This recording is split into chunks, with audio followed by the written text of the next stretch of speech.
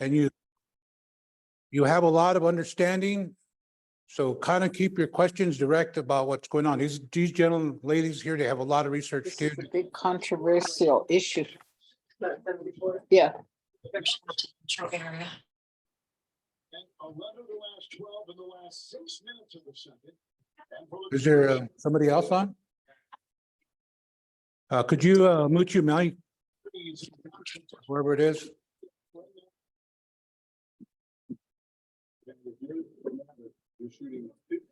One of the ground rules I want you to understand is one, docket 74A and B has already been adjudicated and the money's sitting there.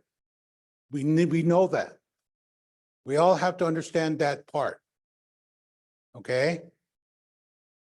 The issue is, as we move along, what can we do next? And can we do something next? And they'll be here. I know that everyone's saying no money, let's not take the money. So that's already there. So when somebody brings it up, remember that I said it already, the money's there, it's been adjudicated. And so now the consultation is gonna be here. So really, if you're not knowing what's going on here, ask direct questions. No emotions, put them aside and start to really ask what you need to know. We also have the Wolakota Code of Behavior in your agenda. Could you please refer to that? Wolakota umanichia wa uhapikile ushikichalana wohola nihapo.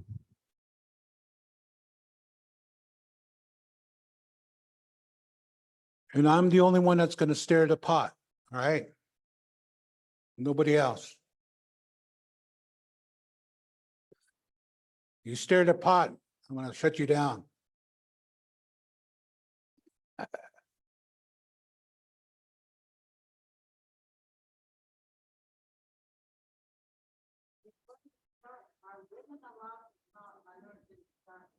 As far as I know, this is an open forum meeting.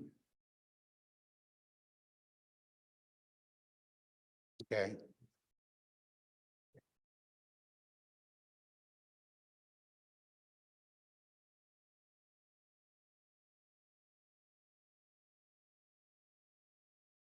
Wendell, I have the controls over here. So if somebody is out of line, that I can cut them off. Okay, But also remember, please raise your hand and identify yourself, state your name and what nation you're from, what Oshpaye you're from, or Oyate you're from.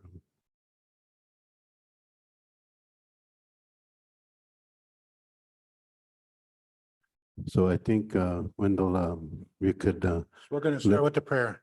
let Mario explain Yeah, the proposal first, and then go from there. I think we'll let Mario explain it and then have Sid, is he up there?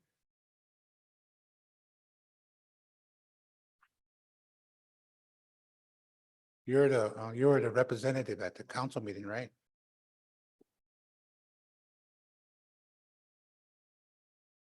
It's okay.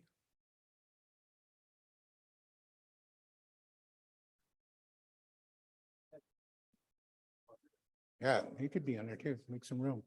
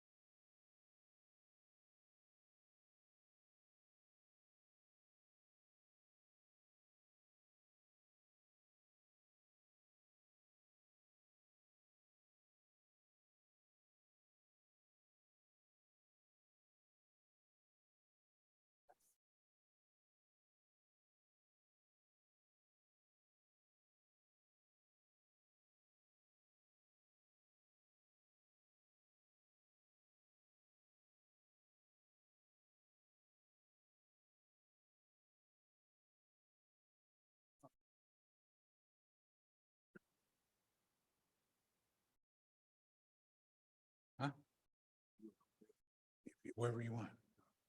You do it here.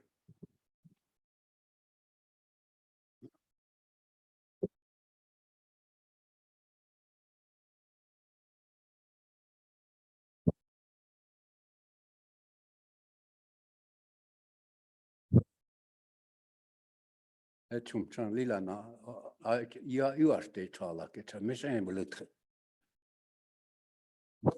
I like it when people do that. Have the opportunity to try. Testing. We are scheduled from 7 to 9, window Ometa 7 to 9. We're scheduled for 7 to 9. LL hoye moship you can yushkin a chamukta. You can lel daku akiu yan piktacha soleapi. No ish soleap ni such. You can etan wo ableze monjun kichu pikta.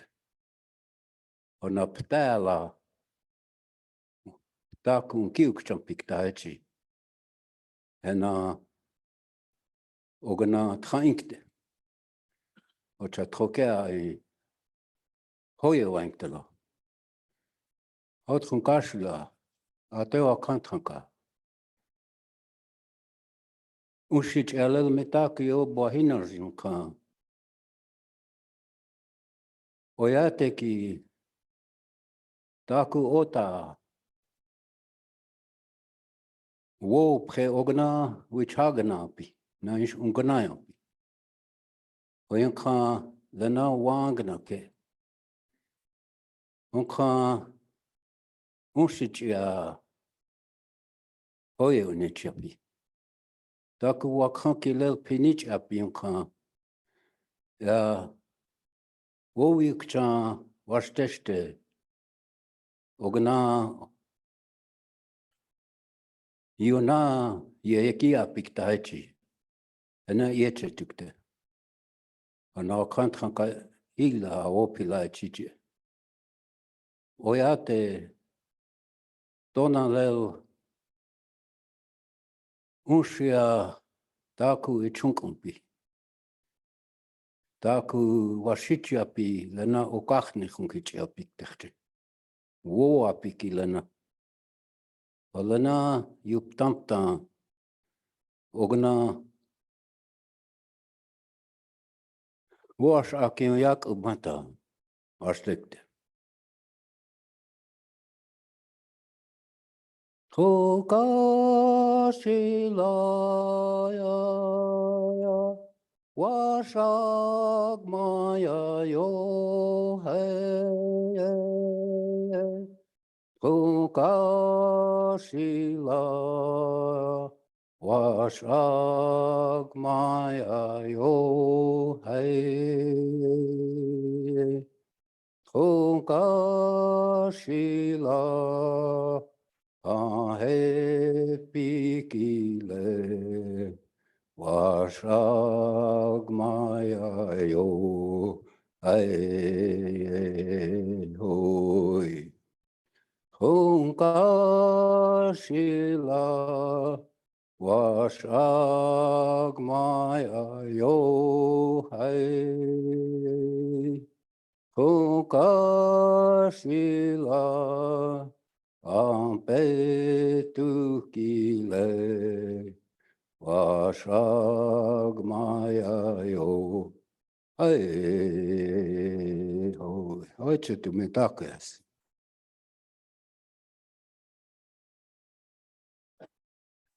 Please, please turn off your cell phone ringers. Thank you.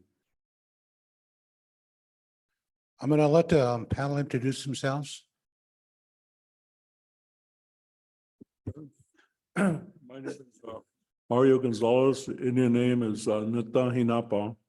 That name was given to me in an official Indian name given ceremony by my great uncle Enos Poorbear. Oh, Tashunke Iankewi Imajiap Miwakan Dioshbai Ita Wau. My name is Yvette Running Horse Collin, and I'm just really grateful and honored to be here with you tonight and on this panel with people of this caliber for our people and for all life. And I serve as the Executive Director and Principal Science Officer for Takushkashka Wasagliapi, the Global Institute for Traditional Sciences, which is based here in Hesapa. Wopila.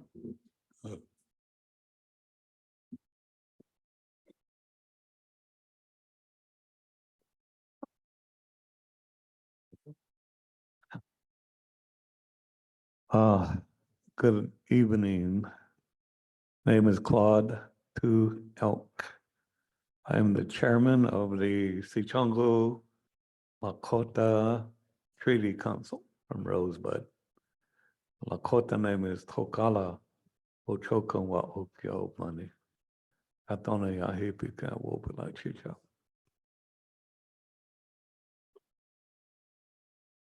Greetings. My name's Andrew Reed. I'm been practicing first federal Indian law and now international law of indigenous peoples for almost 45 years now. And I also teach at a law school in Denver on those subjects. I advise various indigenous peoples and nations in different parts of the world. I guess that's it. Thank you. Tēnā koutou. My name is Andrew Barden. I'm from a little country called New Zealand. And I'm the seventh generation of a person called Henry Williams, who was the bridge between 540 Māori chiefs and Queen Victoria in 1840 and the establishment of the Treaty of Waitangi. And I suppose I stand in that space where he stood. We are always told in New Zealand that we have a second chance at the Treaty of Waitangi to ratify it with the true intent that it was meant to be. And so it is my job, in part, to help facilitate that second ratification. Cheers. Matakiapi. Frank Starr comes out, Oglala Sioux Tribe President, Chairman of Great Plains Region. I'm glad we're having this conversation right here. It's good to see everybody here. I figured after a long day, there would only be a couple bodies out here, but it's an important topic. So I'm glad to see a good crowd tonight. And I hope we work together in this effort here. Because I believe, we believe that we got one foot in the door and we can do something about it. We can still fight for the land. There's always talk about how this Docket 74 is interpreted, but it's nothing like that. And I'm glad Mario's here. And he's going to explain it. I asked him earlier, I met with him earlier and I asked him, so we need to get the word out, but we have to simplify the wording so we all can understand on what's about to take place. And I'm glad to see a panel here. Well, we're going to have different answers. We may argue a little bit, but just keep in mind we're all here together, so let's respect each other and let's get through this night. I'm going to have a standing rock here. Well, good evening, friends and relatives. And I just want to say, on behalf of the tribe here at Standing Rock, I came down here to also listen. I'm the vice chairman. Our chairwoman Elkhire hasn't made it here yet. But like President Starr comes out, we need to try to settle the differences in understanding. And I know that this docket 74, when it came to Standing Rock, it was always referenced back to Black Hills, selling to Black Hills, receiving the money, and that's not what we're trying to do. It's not what Mr. Gonzalez is trying to present. You know, I firmly believe that, you know, we all talk about what the US government has done to us. We always talk about how these treaties and what have they upheld. And it seems like we all agree that they haven't upheld anything. But yet, when we come together, it's like we're always fighting. And so we look back in history and look at the great leaders that fought for our people. And sometimes we have a tendency to forget about that because we kind of go into our own way of thinking. But if we put our minds together and try to do what's best for our people, and it's all of the, as they call it, the Oceti Sakowin. If we put our minds together and try to work through the differences that we share and understand it in a simple way, I think we're all going to come out a winner in it. And the winning part of it is to correct the past, correct the wrongdoings to our people. And I don't know, we had a lot of great leaders on Standing Rock. And there's a lot of individuals who always spoke about this issue. They spoke about the Black Hills, and they spoke about numerous other things that affected our people. But if we don't understand that oral history and that passed down, and we try to interpret it to our benefit, we're going to come to the table and we're going to argue. And I think that's what's kind of going on in some sense, not all, but in some sense. So I'm glad to see each and every one of you here to, you know, take into discussion. And I hope that if you have a question, don't be afraid to ask it, because maybe that question will clarify someone else's, you know, belief in what's going on. And that's the only way we're going to be able to come to an agreement and maybe get to that table for consultation. And when we do, if and when we do get to that consultation, we need to be on the same page. We need to be in the same understanding. If not, we're going to look like fools in the eyes of the government. And that's what they want us to do. They want us to fight, not fight against them, but fight against each other. So I hope that tonight's productive and we could find the answers that are looming in the misconceptions that are out there. Because, you know, I don't like to hear one tribe being pit against another one saying, you're a sellout, you're a sellout, you're a sellout. I don't think in the best interest of any of our great leaders of the past that anyone's a sellout. So thank you. Okay. Docket 74, OST, SRST proposal. And Mario's going to open it up. Huh? Wendell, Steve Newcomb. Oh, sorry about that. Introduce yourself. Thank you, Wendell.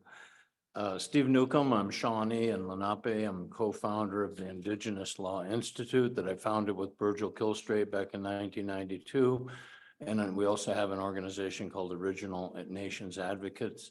And it's a great honor to be seated here with everyone and to I reach out to each and every one of you in greetings. So thank you. Okay, Mario, Neil. Yeah. Good evening. Before I begin, I would just like to mention that I'm from the breast, lip, quiver Teoshpai at Wombly, South Dakota. So that's where I grew up. My grandmother, Anna Quiver, is full-blooded Lakota woman. Her first language was Lakota. That's all she spoke. And so my mother is fluent also in the Lakota language. And I'd just like to mention that, you know, background here, the breast, great-great-grandparents, Breast and Jelisat, and their daughter, Rattling Hawk, they were Hunkpapa. So I'm part Hunkpapa. And then Rattling Hawk married Quiver, a Lower Brule Sioux, so I'm also Lower Brule. And they had a son named Harry Quiver, married Agnes Bulwalks behind. She's Rosebud Sioux. So I'm a direct descendant of Chief Bulwalks behind at Crow Creek. So his daughter Agnes is my great grandmother. So, you know, I'm Hunkpapa, Upper Brule, and Lower Brule, family history. But I'd just like to begin by saying that I grew up down there in the eastern, northeast part of the reservation. And I ended up going to Black Hills State College out of high school. And I wanted to go on to law school. I mean, get a master's degree. And my grandmother, Anna Quiver, showed me an article about this law program at New Mexico. So I applied for it and I was accepted. So after 3 years, well, first of all, that's pre-law. So I ended up at the University of North Dakota in Grand Forks. And after 3 years, I had a law degree. And I always wanted to go back to reservation and, practice law on a reservation. I ended up getting married to Dorothy Conroy of Baseland, South Dakota. Her relatives are Red Clouds and Smokes, and so my kids are all direct descendants. She Smoke, and She Smoke's sister was Red Cloud's mother. So we're related to my kids are related to Red Clouds. They're related to everybody on the reservation, both ends, I guess. So I just want to put that, tell you about that background there. But when I was in law school, I started studying about the Sioux treaties and the Indian Claims Commission cases. And I even did some independent research on these subjects for credit. So when I got out of law school, 1972, I had pretty much understood the treaties. I understood the Indian Claims Commission process. And I wanted to go back to reservation and start practicing law. Eventually, I opened up an office in Martin, South Dakota for 3 years, 1975, 78, and then I got a job with the Oglala Sioux tribe. And so I had some experience doing a lot of criminal appointments, federal and local, Martin. And so all of a sudden, 1980 came around, and happened to be working for the tribe, and the Supreme Court had made a decision to, they affirmed a Indian Claims Commission ruling and awarded the Sioux Indians 17.5 million dollars for and $85 million of interest for the Black Hills, 7.3 million acres of land. So we knew we had to do something here because, as I indicated earlier, the Indian Claims Commission process is that they had 5 years to file these claims. And then the Indian Claims Commission could only award money, couldn't award land. So, and then one of the claims would be claims based on fraud. And then, so those were filed, the Sioux tribes filed their Indian Claims Commission cases in the Indian Claims Commission. And the cases were based on the 51 treaty and the 68 treaty, and of course the Black Hills Act later. So and I mentioned earlier, what's the effect of paying this money out? Well, at that time, the view was that we can only accept money. And, I heard when I was growing up, Toksha, lend me some money, Toksha, I'll pay you back in the Black Hills, I get my Black Hills money.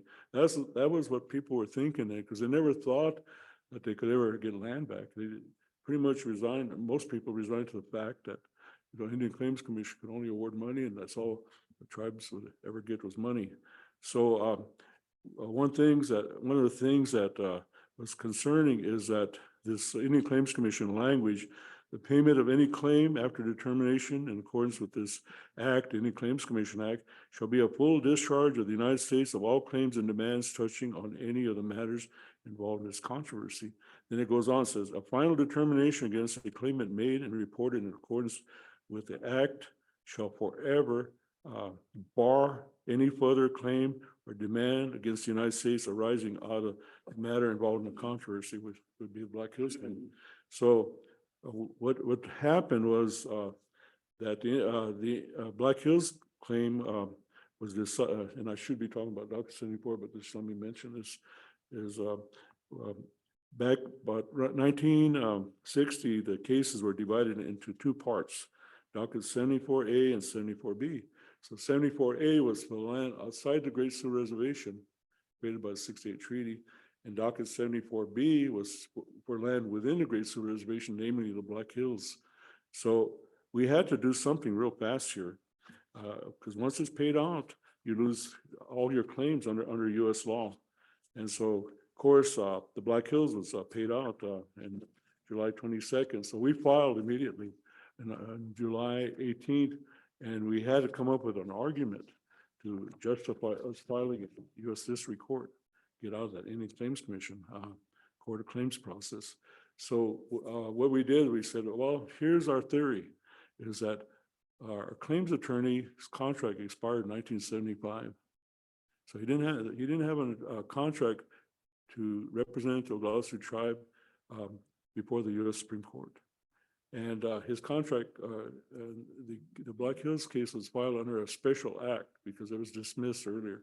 So under that special act, claims attorney didn't go back to Pine Ridge and get a resolution saying you want to be included here. So we said, we're free. We're not part of this lawsuit, this 1980 Supreme Court case, because he didn't have a contract. He didn't get our permission to join us in that lawsuit. We're free to file. So we filed in U.S. District Court here, and we argued that the Black Hills were not for sale and we're not part of it. Well, we had to fight that all the way up to Supreme Court because the federal court said, well, we don't have jurisdiction to give money back. Land back. We can only award money. So the courthouse doors were slammed in our face all the way up. So basically, that's how this Black Hills case ended. But then the next case was Docket, the other part of the case, Docket 74A. Now later, as this case was litigated, they changed it back. They dismissed the petition 74A petition and went back to the original Docket 74 petition. That's why we call it Docket 74 today instead of 74A. Okay, so then what happened there in Docket 74? This after the Black Hills case was litigated, and probably a lot of you know that history. You know how there was a lot of disagreement, on how that was handled. It's still sitting out there, waiting for somebody to come forth and maybe do some damage control on that one, get it going again. But we're not here on that one. We're here on Docket 74, which is land outside the Great Sioux Reservation. It's 48 million acres of land outside the Great Sioux Reservation surrounding it. So the way that came about was that in the Indian Claims Commission process, you go through 3 stages. You have to approve ownership, you have to approve the value of the land, then the government offsets. So of course, on Docket 74, the Docket 74 tribes that were involved there were able to prove ownership because it's 1851 treaty land around the Great Sioux Reservation. Then there's 14 million acres east of the river, but there's no treaty over there. It's called Aboriginal title land or non-treaty land. So we had to prove use and occupation of that 14 million acres for a long time. That was the standard for a long time. And so the tribes did that. So then that's what Docket 74 is. It's 2 tracts of land, some 34 million acres of treaty, 1851 treaty land surrounding the Great Sioux Reservation, and 14 million acres east of the river, non-treaty land that they call it Aboriginal title land, 40 million acres altogether. So in the Indian Claims Commission, they went to the second step. They said, well, the land west of the river around the Great Sioux Reservation, 34 million acres was valued at $25 million, more or less. And the land east of the river was valued at $20 million. So there's a $45 million claim. And then the government wanted to take an offset, $3.7 billion offset, and some other deductions. So it came down to $40 million.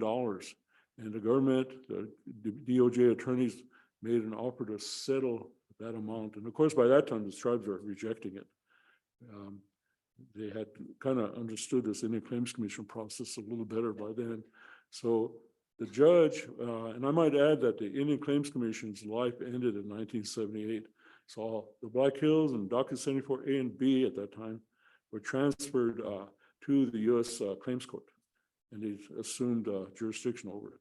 So by the mid-'80s, there was the Judge Yock, who was a judge of the Claims Court, order, he said, this is going on and on, the tribes are rejecting it. So he ordered the government attorneys to go to each reservation and present the government's offer of settlement, $40 million for 48 million acres of land.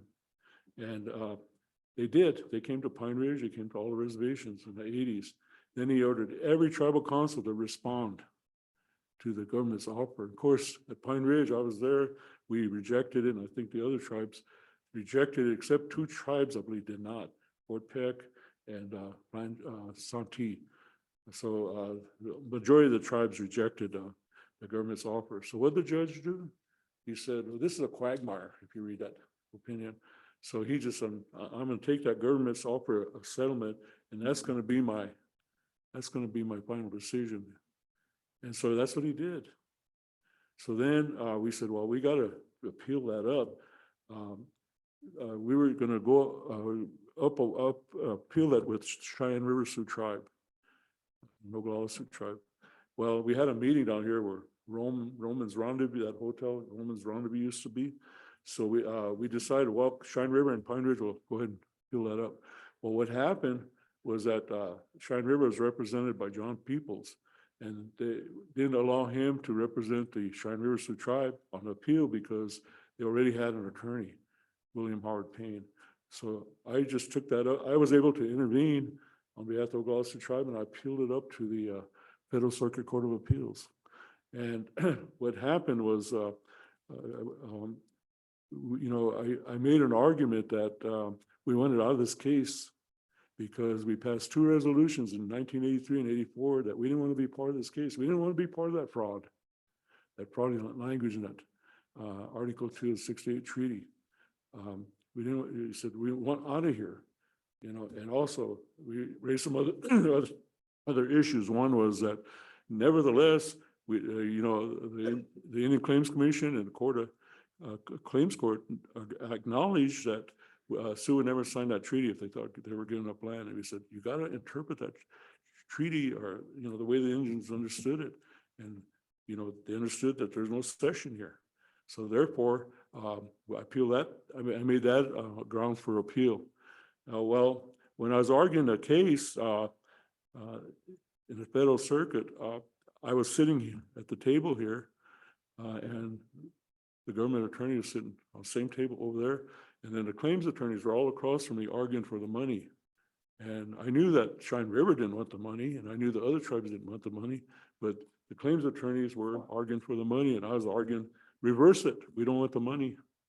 Reverse it and send it back down. Well, that's what happened. The Federal Circuit agreed with that, and they remanded it back down. But then, if you read that Circuit Court of Appeals decision, it says there's a way you claims attorneys and government attorneys can resolve this case. All you have to do, without the consent of your clients, when it goes back down, all you have to do is enter into a stipulation on the offsets and enter a consent decree. Well, what happened is, I want to make a historical record, so I filed a petition with the U.S. Supreme Court on certiorari, knowing that it probably would be, rejected. And sure enough, it did. So then when it came back down behind our backs, without our permission, those DOJ attorneys and our claims attorneys met, and they signed a stipulation and a consent decree stipulating away 40 million acres of the Sioux tribes' lands for $48 million, $40 million. So then the next step was that the court granted the attorneys 10% fees of that $40 million. So the final award came down to $36 million for 40 million acres of land. So when that happened, I was a founding member of the Indian Law Resource Center in Washington, D.C. We formed that organization in 1978. And I served on the board for 10 years, 88. So I asked Tim Coulter, our director, I said, I'm going to request that you file a motion for relief from judgment with the Oglala Sioux Tribe. And he agreed. So then when he went up, Rosebud Sioux Tribe joined us in that motion for relief from judgment. And of course, on the lower court, claims court. It was denied. It went up to the federal circuit a second time, and it was affirmed except for one judge, Judge Newman. She had a dissenting opinion. She agreed with us. And that dissenting opinion says you can't keep us in a lawsuit. We don't want to, we want to get out of. And she mentioned the 2 resolutions that the Oglala tribe to withdraw from the case. And that's kind of where Docket 74 stands right now, is that it's just been sitting there for 36 years. There was a results of research report as required by the Indian Claims Commission. And in that results of research report, of course, they broke down the amounts that each tribe would get, and for the money that everybody's rejecting. And then in that results of research report, which is attached to this protocol, the results of research report pointed out that there was a 1973 Claims Distribution Act, and that they had 1 year under that act to distribute these monies, Black Hills and Docket 74. And since we were in court on both cases, we ran out the clock on both cases. So the government wasn't able to distribute either one. It's been sitting, drawn interest. So the results of research report pointed out, if you read it, it's attached to this protocol, it says that you can't distribute that money now unless you get all the consent of all the tribes involved. And that you have to go back to Congress for a brand new act of Congress to authorize the government to distribute that money, Secretary of Interior. So that hasn't been done yet. Well, it's been sitting there for 36 years. And the Oglala tribe said, well, maybe we should do something here, because some of these, look at all our members are dying off. And I guess they expect me too, I'll probably be dying off with all, handling the knowledge of handling these cases. So that's basically what prompted us to Oglala to start looking at maybe doing something with Docket 74 before all the knowledge is lost. Not only me, but other tribal members that had knowledge of this case. And so we said, okay, and I thought it over, and I said, I drafted an ordinance. And why did I draft an ordinance instead of a resolution? Well, we have a consultation ordinance, and you can't change that with the resolution. So I did an ordinance so that since we have 9 reservations coming, it gives us flexibility to organize this consultation.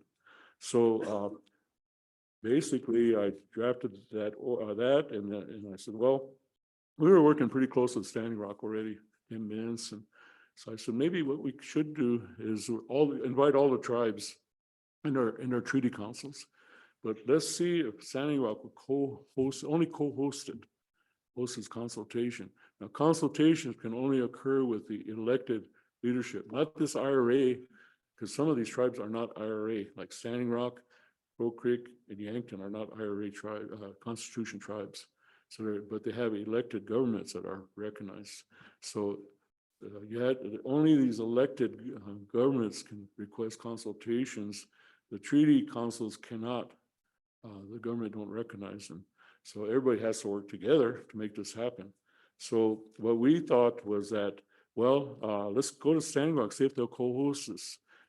Hosting, that's just to find a place to hold these consultations, to get coordinate with the Secretary of Interior and Assistant Secretary to see when they can come and do in-person consultations, contact all the other Sioux tribes. So that's kind of where we're at now. There's nothing secretive about this. This is a right we have. Every tribe has a right to consultation. They don't need the permission of the other tribes.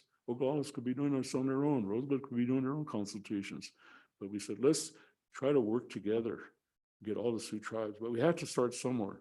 So we asked Standing Rock if they wanted to co-host this, and they agreed, and they got a resolution passed. It was difficult. It was 8-4 co-hosting and 5 against. So that's how that came about. So now we have 2 tribes that are willing to co-host this. So they're now working to find a place to hold the consultations and do whatever it takes to get this going. So then part of the plan is that as soon as they get that organized, a letter is going to go out to all the other Sioux tribes, only Docket 74 Sioux tribes. this is not an Oceti Sakowin issue because those other Eastern Sioux tribes already went through the process. They had their own docket numbers and most of them have been paid already. And so this is only docket 74 tribes. And so basically we're trying to do the elected government and the treaty councils that are on these, or elders councils on these reservations. So then we put that in our ordinance that, and we have people working on it already on both reservations to make this happen. And so then under this, we have said, well, we need a protocol because if we don't have some semblance of order here, you have all these 9 tribes come and everybody's gonna be talking, you don't accomplish anything. So let's get some order here. And part of it is that when the letter goes out to the chairman, because you have to do the chairman, it has to be agreement between the elected councils and the US government. Well, the elected council can sit there with their treaty representatives or elders council. So nobody's trying to exclude the treaty councils. It's right in this protocol attached to our ordinance and the Standing Rock one also. So once we get this organized, then these in-person consultations will occur. Now, I know there's been comment, oh, they only allow us to speak for 5 minutes. Well, you got 9 reservations, over 100 councilmen that'll be coming. You can't allow somebody to take the floor and speak for an hour. You have to have a moderator to control that. Otherwise, don't get anything done. So we had to appoint a moderator. I don't know who that'll be.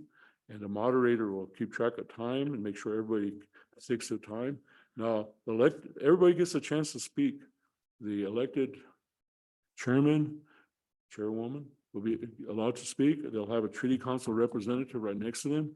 They can get the floor for them. And it isn't just a one time, they can get the floor maybe more than once. But the thing is that you have to have some semblance of order. Otherwise, nothing happens. So that's kind of what the plan was here, is to do these consultations. Now, I know there's been aspirational, suggestions, which are not really realistic. Like, let's just wait it out and let all these white people turn the land back. And, eventually we'll get it all back. That's never going to happen. Maybe 100 years from now, 20 of them might do it, or 10. Maybe 200 years from now, maybe you might have 30 out of all these white people doing it. So it's aspirational. We got to be realistic here. Got to be aspirational, And then I know there's other aspirational talk, like, oh, this is all based on Johnson versus McIntosh. Well, it could be, but how do you change that? Mario, Yeah. Mario. Huh? We're gonna have Yvette read that. Okay. Okay, because. Yeah. Well, I just could say, how do you change it? Well, you can do it through Supreme Court, or Congress can change it. So what's our result here? What do we want here? And I know I probably should, finish up here, but what we have here is number 8 on that protocol. We have, let's form a task force. Let's get this result here of a presidential task force that will be, composed of Lawrence Tribe from Harvard University, or, some high quality people, as well as local people, maybe a couple of treaty council representatives, make it diversify and let them go out and study these issues and come back with a report. We'll take, if that, presumably that report's going to be, positive, and we take that to Congress and say, let's resolve this claim, but we can't be so aspirational in it. We got to be realistic. If we really want to accomplish something, we got to be realistic about it. That's all I have to say. Okay, Yvette. And Lexi Wendell asked for me to read the ordinance for everybody, so bear with me. It'll just be the first. resolution, Yeah, just the or- resolution, okay. All right, ordinance of the Oglala Sioux Tribal Council of the Oglala Sioux Tribe requesting in-person government-to-government consultations directly with Secretary of the Interior, Deborah Haaland, and Assistant Secretary of Interior for Indian Affairs, Brian Newland, on Indian Claims Commission, Court of Claims, Docket 74. Whereas Article 6, Clause 2 of the United States Constitution recognized Indian treaties as the supreme law of the land as follows.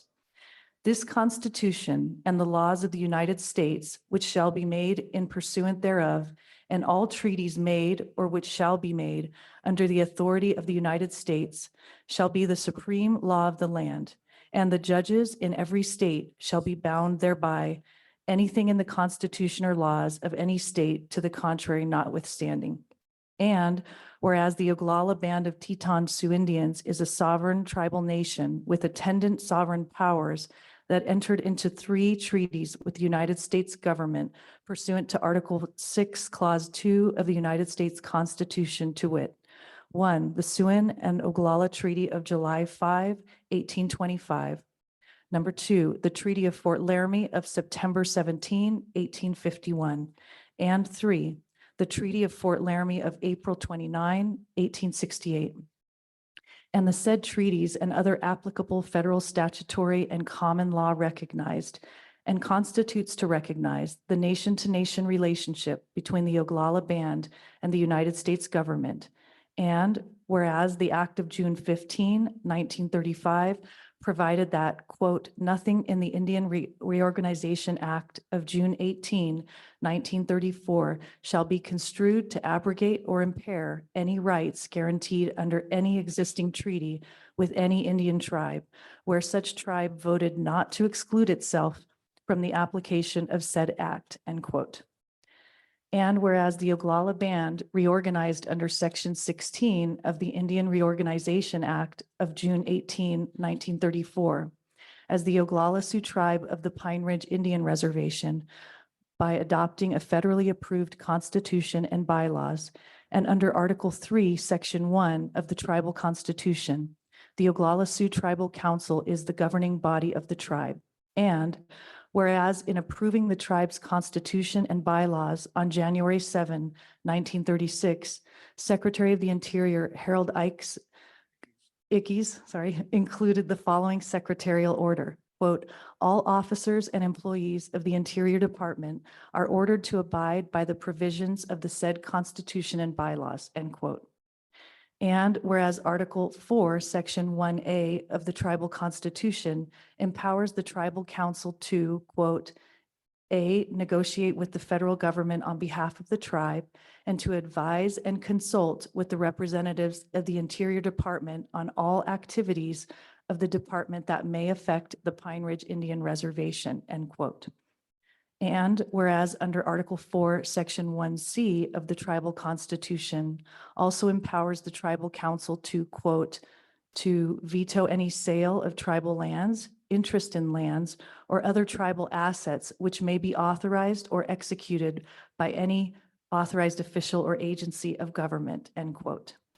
And whereas the Tribal Council desires to enter into and engage in nation-to-nation in-person consultations on the Indian Claims Commission Court of Claims Docket 74 directly with the Secretary of Interior, Deborah Holland, and Assistant Secretary for Indian Affairs, Brian Newland, pursuant to, number 1, 25 USC 2, Duties of Commissioner, which provides that, quote, the Commissioner of Indian Affairs, now Assistant Secretary of Indian Affairs, shall, under the direction of the Secretary of Interior and agreeably to such regulations as the President may prescribe, have the management of all Indian affairs and of all matters arising out of Indian relations.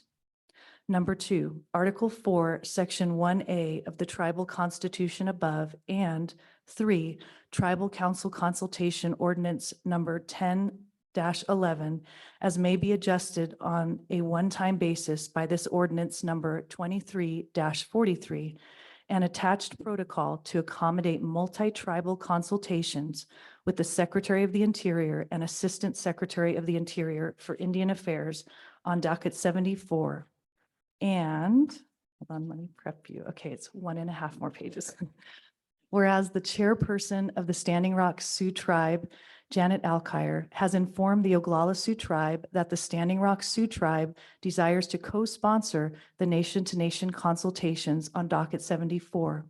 And whereas the Oglala Sioux Law and Order Committee, a standing committee of the Oglala Sioux Tribe, has reviewed this ordinance and the purposes contained therein, and has referred it on to the Tribal Council for review and final approval.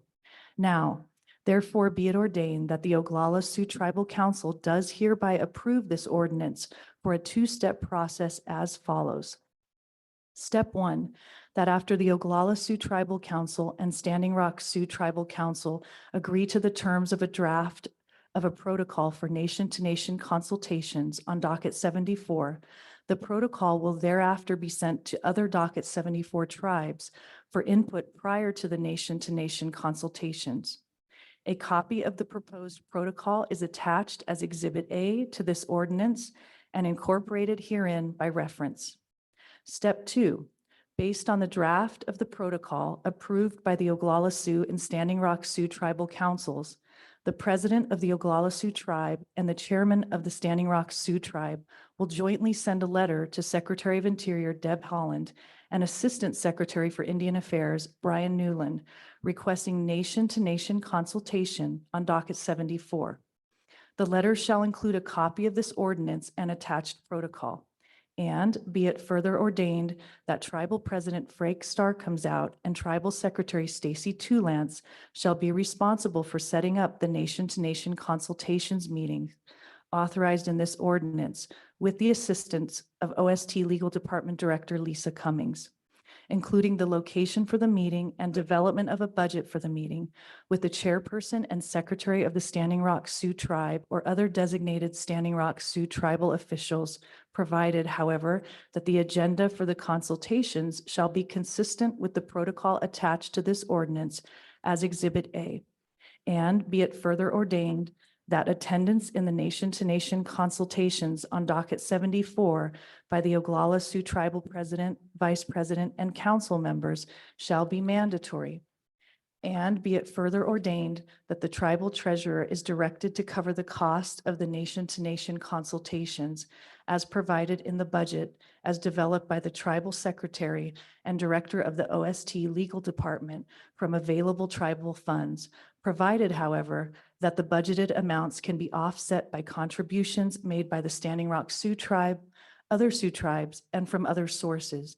And be it further ordained that the Tribal President, or in his absence, the Tribal Vice President, is hereby authorized to execute this ordinance. I, as the undersigned Secretary of the Oglala Sioux Tribal Council of the Oglala Sioux Tribe, hereby certify that this ordinance was adopted by a vote of 11 for, 1 against, 0 abstain, and 2 not voting during a special session held on the 6th day of September, 2023.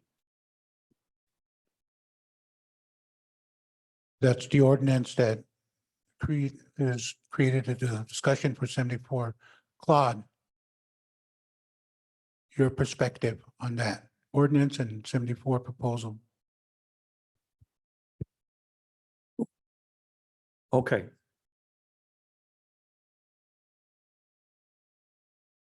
I know I could talk a long time, but I wanted to get to a point that with these consultations, that treaty should be included with these consultations. Treaty. So I'll stand on that right now without going into detail with a lot of things that I have.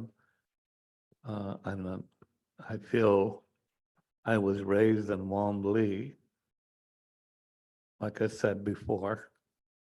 Listen, my father was a councilman. My grandfather was a councilman. Historically, a lot of, all you need was an X. The United States government were supposed to honor that treaty, that they were supposed to protect our sacred Black Hills. One goal was found. Did they take up for us? Did they tell the gold miners to leave? These are things that you need to think about. Here comes the trickster again. I thank you. Okay, thank you, Claude. Andy, you're next. let's see, I gotta be conscious of my role here too. I'm not a tribal member. I have been working with treaty councils and the tribal councils now for off and on for 40 years. I knew Tim Coulter before he started the International Law Center, or Indian Law Resource Center. And I also knew Bill Means and others at the time that they started the International Indian Treaty Council.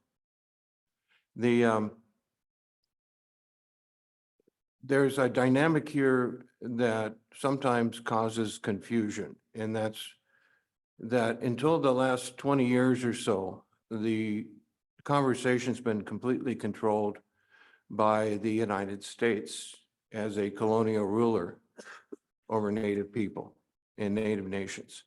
That's why we have the IRA. IRA governments are chartered by the United States government. They get their authority from an act of Congress through the United States government.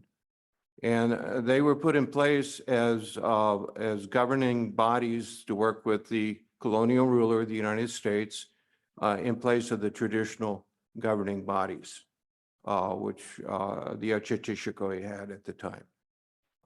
The decisions that Mario's worked on, and I wanted to, let me just mention that I think we all need to give Mario a lot of credit and a lot of thanks for the hard work that he's done. We would probably not be having this conversation today if it wasn't for Mario. The money would have been distributed. So he jumped in the 1980s and stuck with it. He was a bulldog. And I've read all those decisions. And he's an excellent lawyer under federal Indian law.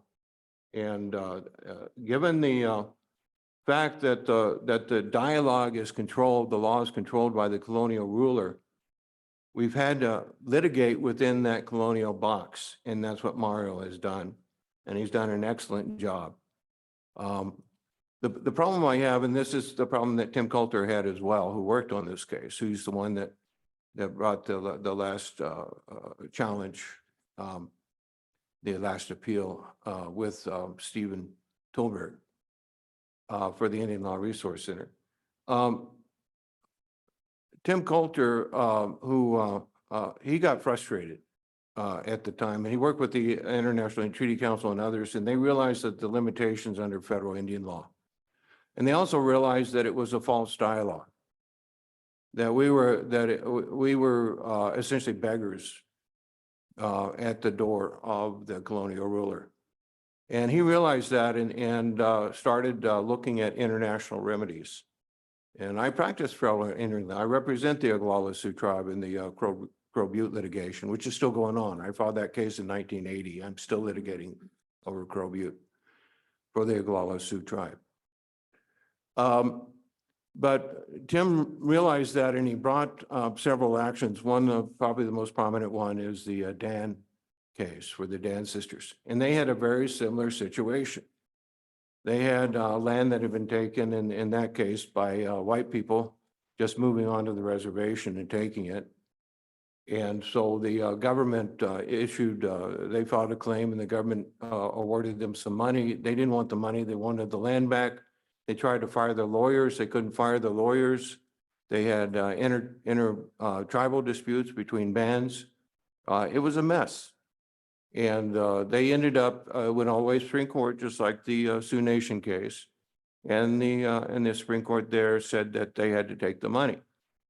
Well, Tim represented them before in an international body, the Inter-American Commission on Human Rights, and won. And in that case, they said that it was an abuse of the rights of nations, an abuse of international law to not recognize their right to an effective remedy, a right to get the land back instead of the money. And so they ruled in favor of the Western Shoshone people and said that the federal government is violating your rights to your land and is violating your rights to effective remedy. Essentially what the case said.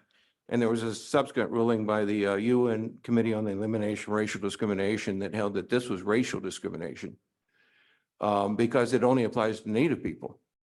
You know, why do you have laws that only apply to one race of people? And so we've had international bodies, including the UN and the Inter-American Commission on Human Rights, have both held that federal Indian law is in violation of international principles of law regarding nations. The other area that these cases have been ruling is that Native people have not only a right of consultation, but they have a right of consent. And consultation comes from a colonial relationship. Consent comes from sovereignty. It's a sovereign right. You have a right to your consent on what happens that affects you. And that's a well-established right within international law. So then looking at what's been proposed, and it's very well done. And I would encourage everyone to read the history of what's happened with the Court of Claims, ICC, on this and the court rulings. One thing they said is that the Oceti Sakowin government stopped in 1890. Remember, they broke up the Great Sioux Nation by act of Congress, and was purported to do that in 1889. Somehow there was a governance between 1889 and the 1930s or 50s when they had the RA. It still persevered, but they were broken up. It wasn't a unified government. The other thing that that those decisions said was that it's not that this cannot be resolved just by one Ospaye or one Oyate. It has to be resolved by the Oceti Sakowin, right? The decision was the Sioux Nation versus United States, not Oglala Ospaye or Oglala Oyate. So it has to be done. There has to be agreement. A couple of things I'd say on that. Then my recommendation, and I don't think it's an either-or situation. I think what's being proposed here is very important. I'm getting old too. I remember coming to these meetings in the 1980s, early 80s, on Mini-Wachoni and some other things going on. And we had Phil Stevens came out once and was proposing. There was a huge deal about that. So this is not a new discussion, but what Mario's proposing, I think, is new, and it's important in terms of getting the discussion here. A couple of things I'd like to say is on this proposal. The decisions deal with the award of money, not the award of land. And so when you go into consultations over Docket 74, it's consultations over the money. And I do understand the protocol says it's limited to land. That what is not being proposed that any of that money be taken, but that it's limited to getting land back. And I think that's wonderful. I think it's great. Any way you can get land back is a positive. But I'm not sure, Mario's talking about being unrealistic to looking at some other things, but I think it's unrealistic to expect the government to have a discussion over land instead of money. The Bradley bill dealt with land, and it also dealt with its resulting part of the award. So you have to discuss those together. Bill Means said earlier, the discussion should be over land first.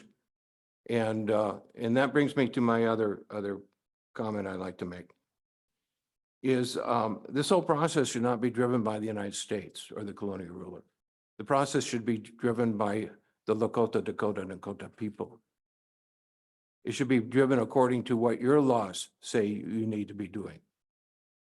And so you have a law.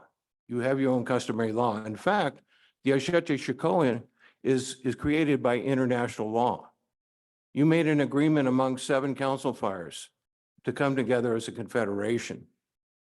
That's done by a treaty, what we would call a treaty today. You made that agreement. I'm attorney for the Onondaga people who are part of the Haudenosaunee Confederacy. So they signed a treaty to come together as people. And so you have an international law of your own. You have a way of resolving. You shared hunting grounds with the Cheyenne. You fought battles with the Crow. You entered into treaties with them at some point, agreements. And so you have this process, you have your own law. And so rather than setting up a protocol that follows Wasatch protocol and makes them happy, 5 minutes apiece, 5 minutes apiece, and only one traditional person speaking, where you're having hundreds of tribal council members there. Why not hundreds of treaty council people there? So take control of it, do it according to what your requirements are. I think if you can, by including tribal councils, the advantage of that in my mind is you can, because they're so-called recognized. Well, what does that mean? Recognized means they're recognized by the colonial ruler. It doesn't mean that they're your leaders, your recognized leaders. It means that they're the leaders recognized by the colonial ruler, by the United States. If that's what you need to get them to the table, bring them in and sit down, and you have treaty negotiations, not consultation. And you work towards consent. You do something that you can consent to. Now, if the federal government wants to call it consultation, fine. If they want to call you a tribe, fine. But you're a nation and you're engaged in treaty negotiations, and this should get resolved by a treaty. If they want to call it an agreement, you call it a treaty. These laws, the federal Indian law, and all of these laws that we're talking about, they don't bind the Dakota people. They don't bind the Oceti. They bind the federal government. That's their laws. They have to comply with their own laws. That's what this whole thing is about. They made up these laws. They made up the laws regarding takings and compensation. It's their high court, the U.S. Supreme Court, the high colonial court, that is making all these decisions, right? At what point do you have the high Oceti Sakowin tribunal making any decisions as to what the United States should do? And you should go back to the treaties. If you read the 1851 treaty, for example, the United States was guaranteeing to protect the Oceti from invaders from the outside. And that if you did suffer any invaders, just read the treaty. It says the government has to pay reparations, right? So that's where the discussion needs to be, is over the treaty and coming together and resolving things under the treaty itself. So there needs to be a discussion of treaty and land. The Docket 74 money is an aside. That's their issue. You can include that and maybe resolve some of that if they give the treaty back, give the land back. And it also involves one other thing that I'd mentioned. It also involves looking at trying to encourage the government to comply with the requirements of international law, and specifically the UN Declaration of the Rights of Indigenous Peoples, which they've signed.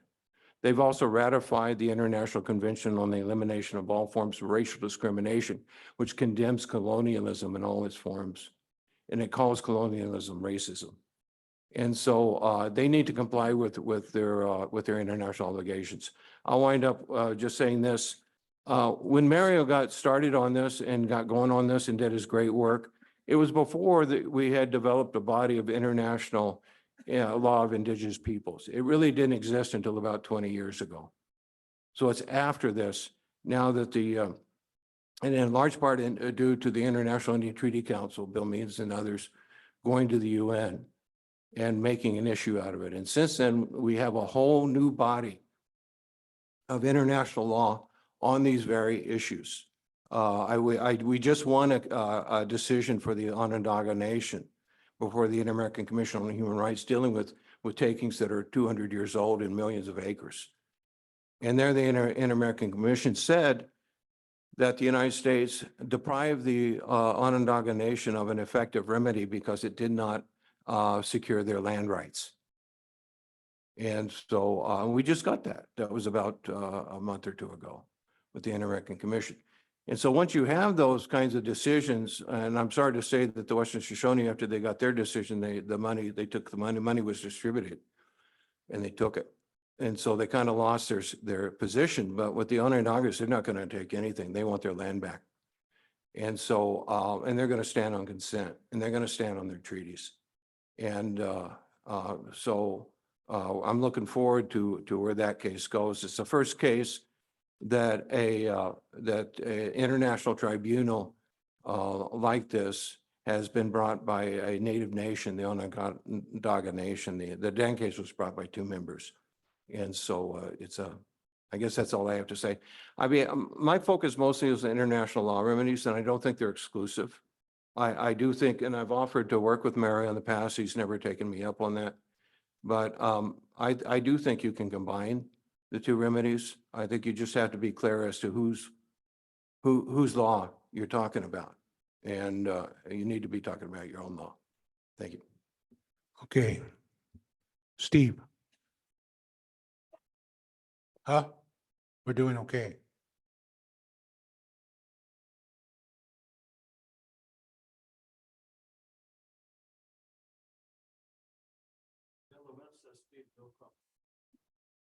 Delawinsa, Steve Newcomb, Nulalundum, Elipau. Greetings to you all. I think it's important to set the context for this conversation. And one way to do that, which I tend to do now in all presentations that I make, is to acknowledge the original free and independent existence of our nations and peoples extending back to the beginning of time through our oral histories and oral traditions, contrasted with the system of domination that was brought by ship across the ocean and imposed on everyone and everything. And once we have that contrast, then we can begin to think about the view from the shore, looking at those invading ships coming toward our ancestors. And we can also think of the view from the ship of the colonizers looking at our ancestors with the intention to establish that system of domination. When we have that context very clearly stated, we now have a starting point for a very meaningful conversation, because no people has a right of domination. They can claim it all they want, but they do not have it. And it's important to remember that first in time, first in right is a fundamental principle. Not first colonizers or invaders in time, first colonizers or invaders in right. And the second principle is void when initiated. You cannot grant what you don't possess. Void ab initio, nemo dare quod non habet in Latin. What that means is that those papal bulls, those royal charters of England, were null and void when they were issued because they had no jurisdiction across an entire ocean. And if you want evidence of this point, you only have to look at the John Cabot Charter of 1496, where King Henry VII tells the Cabots that he wants them to get unto us, as the king says, the jurisdiction and the titulum dominium, the domination title. That means that he knows he doesn't have the jurisdiction. That's why he wants them to get that for him. And he also doesn't have an actual domination title. They have to establish their domination, or at least their claim of a right of domination, as I like to put it, in order to create their system in distant, faraway lands, non-Christian lands. Justice Joseph Story understood all this information, and he was seated on the Supreme Court at the time of the Johnson versus McIntosh ruling in 1823. And he wrote a very important book called Commentaries on the Constitution of the United States. And in that book, he makes the statement, as infidels, heathen, and savages, they were not allowed to possess the prerogatives belonging to absolute sovereign and independent nations. Justice Marshall, Chief Justice Marshall, John Marshall, made a similar statement in the Johnson versus McIntosh ruling when he said their rights to complete sovereignty as independent nations were necessarily diminished by the original fundamental principle that discovery gave title to those who made it. What kind of title is he talking about? The same title that Henry VII is talking about, titulum dominium, which Chief Justice Marshall calls ultimate dominion. For the Christian people, as Marshall puts it, copying the language from the Cabot Charter, notwithstanding the occupancy of the natives who were heathens, So this is a Christian biblical doctrine of domination, a claim of a right of domination by Christian people against non-Christians based upon the chosen people promised land model of the Old Testament. That's what federal Indian law, or what my friend Peter DeRico names federal anti-Indian law in his new book by that title, is all about. What needs to happen, and this is a prime opportunity, and I thank Mario for making this opportunity available, and everyone else involved, is to have a review of all of this information. We worked with Peter DeRico, myself, Bob Doyle. We worked with the Western Shoshone National Council for quite a while in the mid-1990s. And Peter DeRico and Bob Doyle had about 50 years of experience between the two of them at that time. And we helped prepare legal briefs based on the papal bulls, based on all this kind of information. And that was put forward by the National Council on a pro se basis. They had no attorney in the record. And the way that ended up, and by the way, they never said they wanted land back. They said that they never ceded or relinquished or surrendered their land in a treaty with the United States, because their treaty never said anything about surrendering any land. That's a very key point. Illegal occupation is what really needs to be acknowledged. That's a very, very important point. And when the Indian Law Resource Center was assisting Marion Carey Dam with that case, along with James Anaya, assisting them. And yes, they were before the Inter-American Commission, but the National Council also wrote a request to be recognized as a nation within the Inter-American Commission. And Coulter and Anaya encouraged the Dan sisters to not allow that to happen. And so out of respect to them, Chief Raymond Yowell and the National Council did not put forward their case as a nation, even though the commission was willing to accept that filing. That's another key point. In 1996, I wrote an article for Virgil, and it was kind of funny, but anyway, I won't go into all that. But it was in 96, we went to Harvard University as part of the consultations. Milo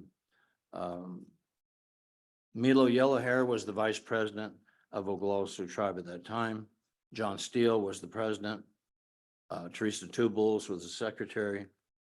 We went to Harvard, the State Department, Geneva, and Fort Laramie, Wyoming that year. After the Harvard meeting, I realized that I needed to write some kind of a document. And so I spent a lot of time putting together a position paper. And that position paper, which was an Oglala Lakota response to the U.S.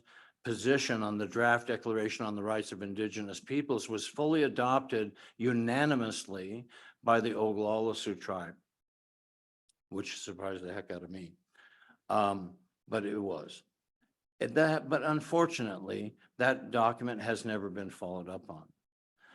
We also have the occasion of Virgil and I in 2004 writing a document called Toward an Oglala Lakota Constitution, based upon there's 7 laws, based upon the ceremonies, based upon traditional knowledge and understanding from Virgil's perspective. That also has never been followed up on. The Great Plains Tribal Chairmen's Association, as I mentioned earlier today, adopted a resolution during the time of Standing Rock, which condemned and rejected the doctrine of discovery. And I don't know what happened to that document either. The reason I bring this up is not to criticize anyone. It's simply to say that there is powerful information in all of this. And I forgot to mention one key point. When the National Council they filed a legal brief with the U.S. District Court for the District of Nevada. It had the Papal Bulls, Johnson v. McIntosh, the Christian Heathen distinction, all these things in there. And so it took a long time to get any response. And Chief Raymond Yowell went back to the court, and they had lost the filing. just no record of the filing. Fortunately, he had a certified copy of that filing and he refiled it. Now, why would they lose a filing if they weren't intimidated by the arguments in the filing? So once they lost it a second time, then they filed a judicial misconduct complaint against the judge. And anyway, there was reasons why it never went any further than that, but they lost it twice. I'm only mentioning that because this is very powerful information. I need to wrap up. I want to mention that Joe De Gowdy, who was chairman of the Yakima Nation for many years, he worked and I worked with him, others worked with him, Peter Dorico assisted, and there was a filing by the Yakima Nation to the US Supreme Court in an amicus brief. All this kind of information is in there, the doctrine of Christian discovery, domination, genocide, and so forth. It's the first time in the history of federal Indian law that any such filing was ever submitted to the US Supreme Court, and the Supreme Court in the majority decision on behalf or in support of, in favor of the Yakima Nation, they mentioned the amicus brief 3 times. So we know they read it. They're now on notice that we know, and they know that we know, and vice versa and all that, okay? So, but the thing is, there has to be a momentum where this kind of information is really delved into and people begin to take it seriously and realize that we've spent decades, our entire adult lives, trying to build this information base to provide a support for all of our nations and peoples based upon our original free and independent existence, and to reject the outlandish and preposterous claim of a right of domination against our nations and peoples. I'll leave it right there. Thank you. Wokula. Okay. Now we open it up. Questions? Wendell is the New Zealander. Oh. He said we're gonna have him close. Because he's already been through a treaty. Andrew is from New Zealand. And he's been part of their treaty agreement in their country. So at the end, I'd like to have him give a discussion and a brief about what's going on over there. So I wanna, The Maori people told me that they call their land Aotearoa.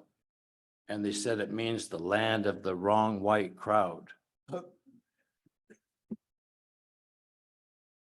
all right, so now you know he's the last one, way last one again. Okay, Hello, question. hello, I want to comment. Oh, Right here, Robert. Identify yourself. My name is Robert Ducro. I'm originally from Kyle, South Dakota. I'm a member of the Kiaksa Joshpai, and I'm from the Tukro Tiwahe. And we are refugees, or my grandparents' grandparents were refugees from the Hunkpapa Nation. So I just want to sort of share some thoughts. And I'm going to speak English a little, but I'm also going to include some Lakota language. So first of all, I want to share some wisdom from our belief system, our medicine men, our sacred ceremonies and songs. In one of the songs, the lyrics say, "Makocheki echala kehan yankelo." Only the land stays forever. Okay, so now I'm going to move to some writing here in Lakota that I did. Taku washitu oapi ena tawachi tokchapi trawo ableze ki lehan Lakota shnielo. We have been conditioned and institutionalized to read what is written by the dominant people and think that way. So then we move to another comment on the Lakota with the Lakota language. Ikjewi chasha wa kawokunze wa lake lo. Kunkashila heacha chewakielo. That means you have seen and witnessed an intangible idea or thought. And that is why Kunkashila lets you know that you need to think about it in a prayerful manner.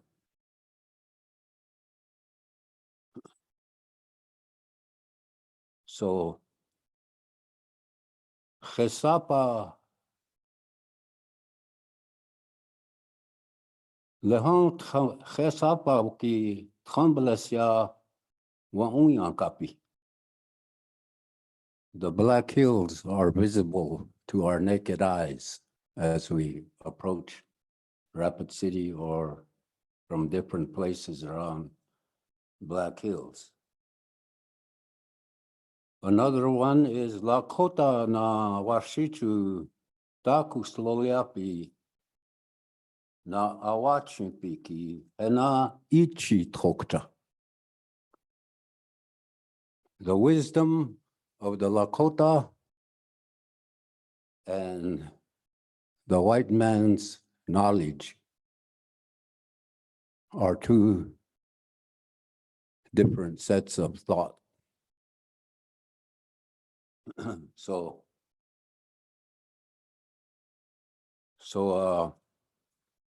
Skawi chashaki daku cha kaejupi ktahuo makoche na ish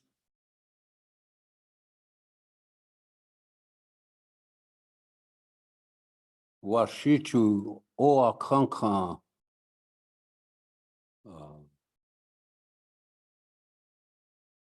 woapi ake ungnaya pikta sale chalo.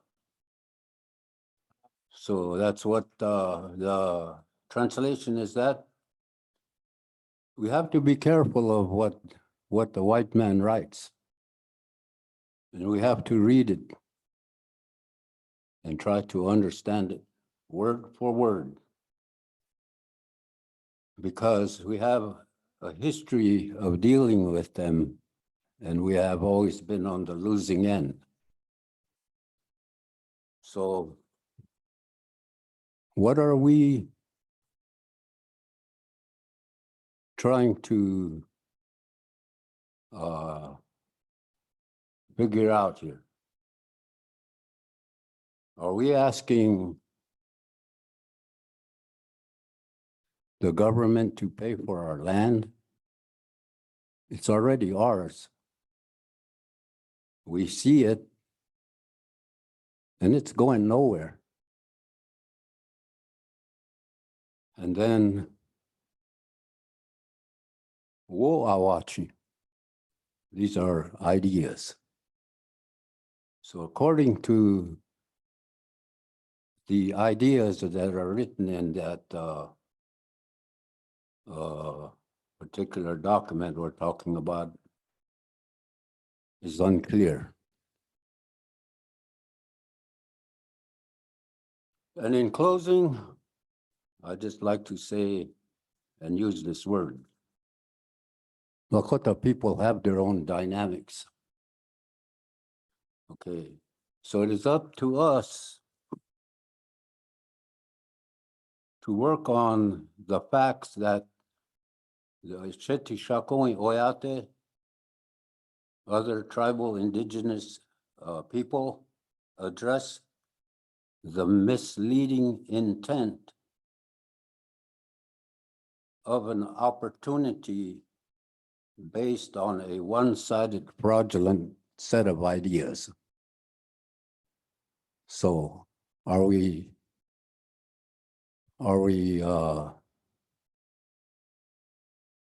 misled by land and ideas? Is the ideas ours or is it theirs?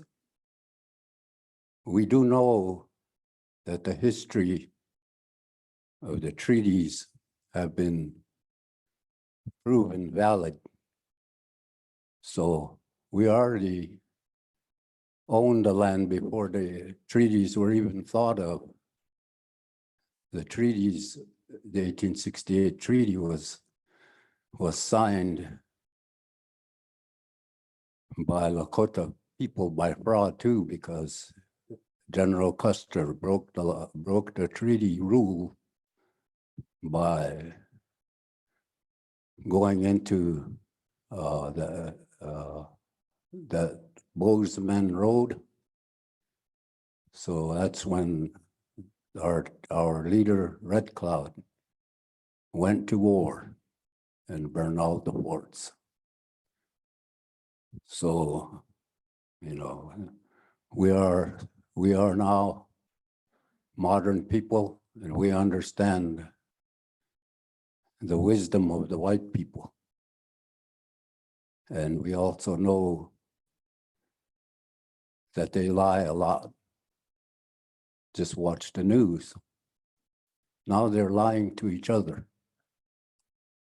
So, you know, what do we want to work on as our approach or our strategies in the document that's going to be prepared? Continue with the land again, or refute their ideas? That's up to all of us as Sioux people, as they call us. We are now at the same level as their politicians, their judges, and everything that's called America. And we've been Americanized.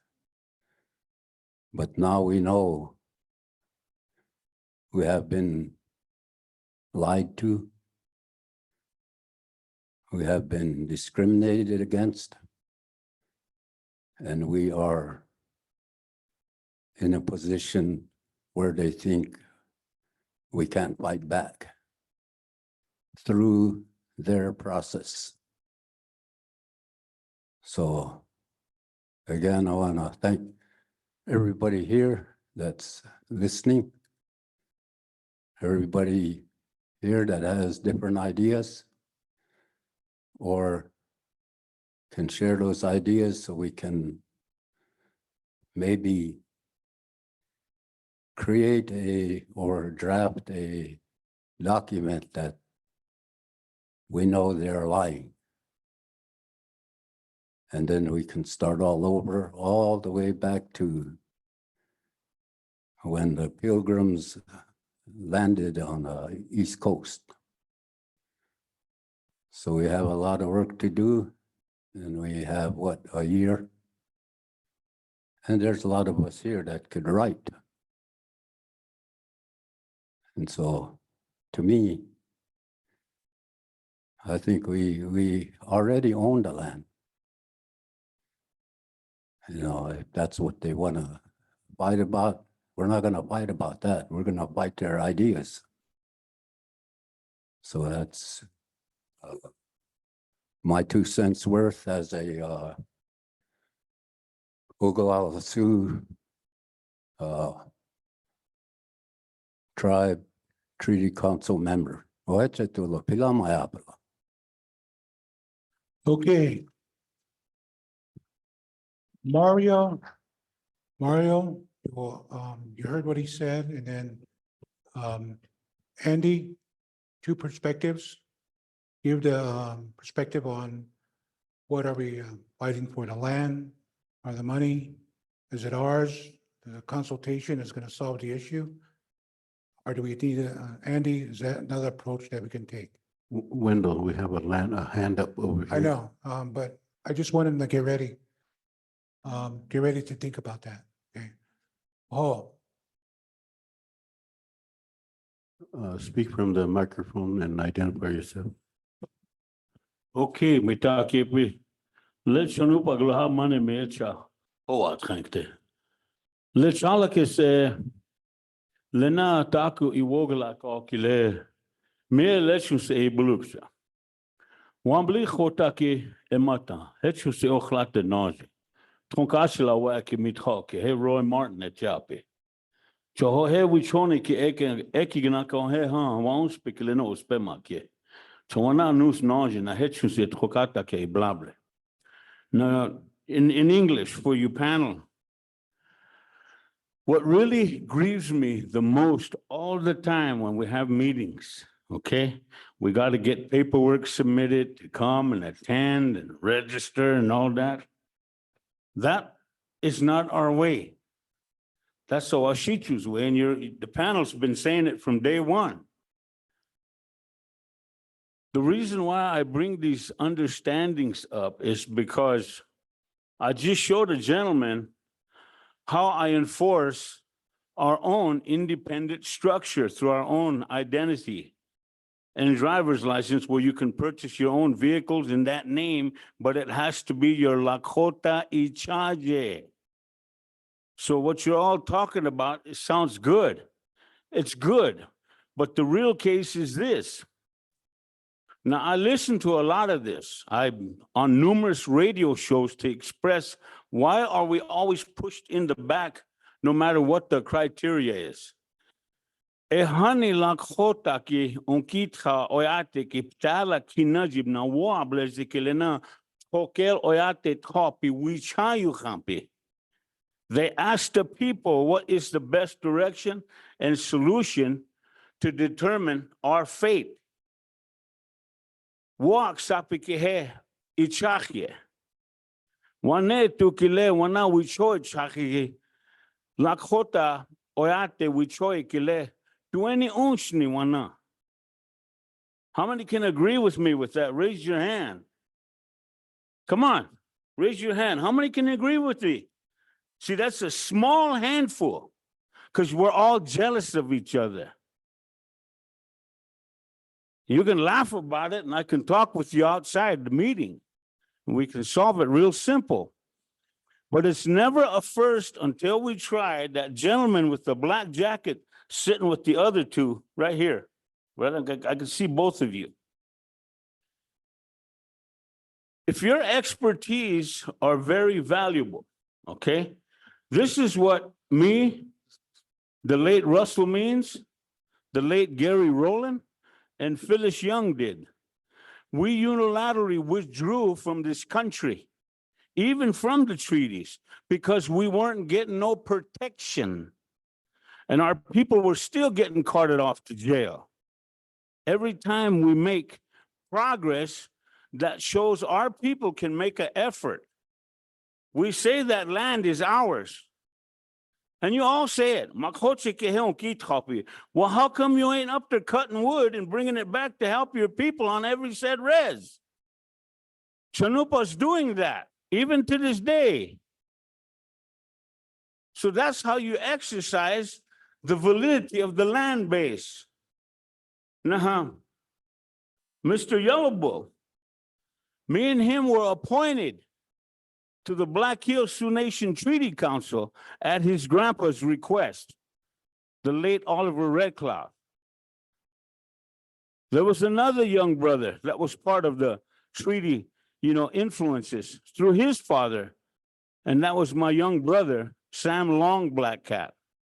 We were appointed by him, but people don't want to acknowledge that because we're such a jealous people. This is why it's hard for me to come to these meetings. It's never a first until you all try this together. Even you, Mario.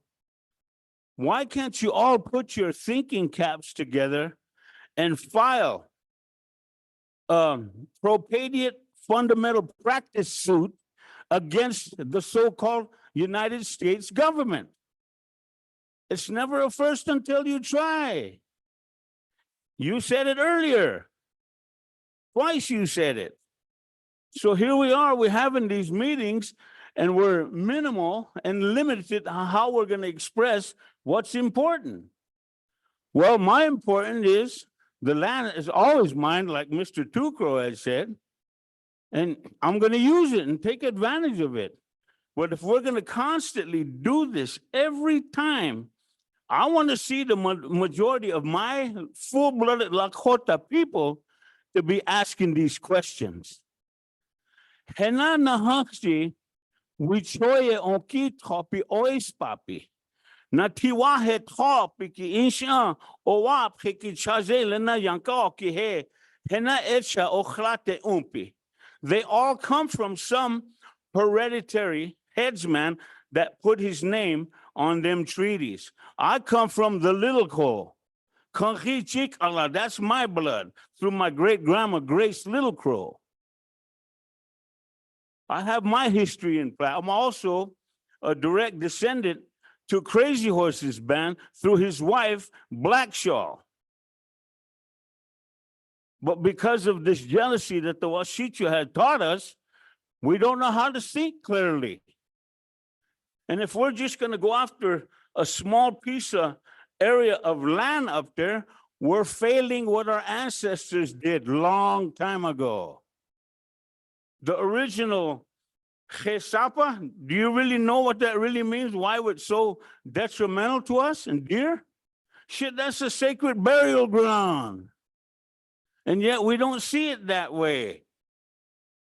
Chakohan wana mila haskat hawichoye kile washtela kapicha wichoye kile ulakotaki donit hokatakia ya paslon ya umbo ya kipsni wichoye chake kilena echa hokatakia walk sape wanji ichukte hunter eche iokte na tiopa kile yuhonkte.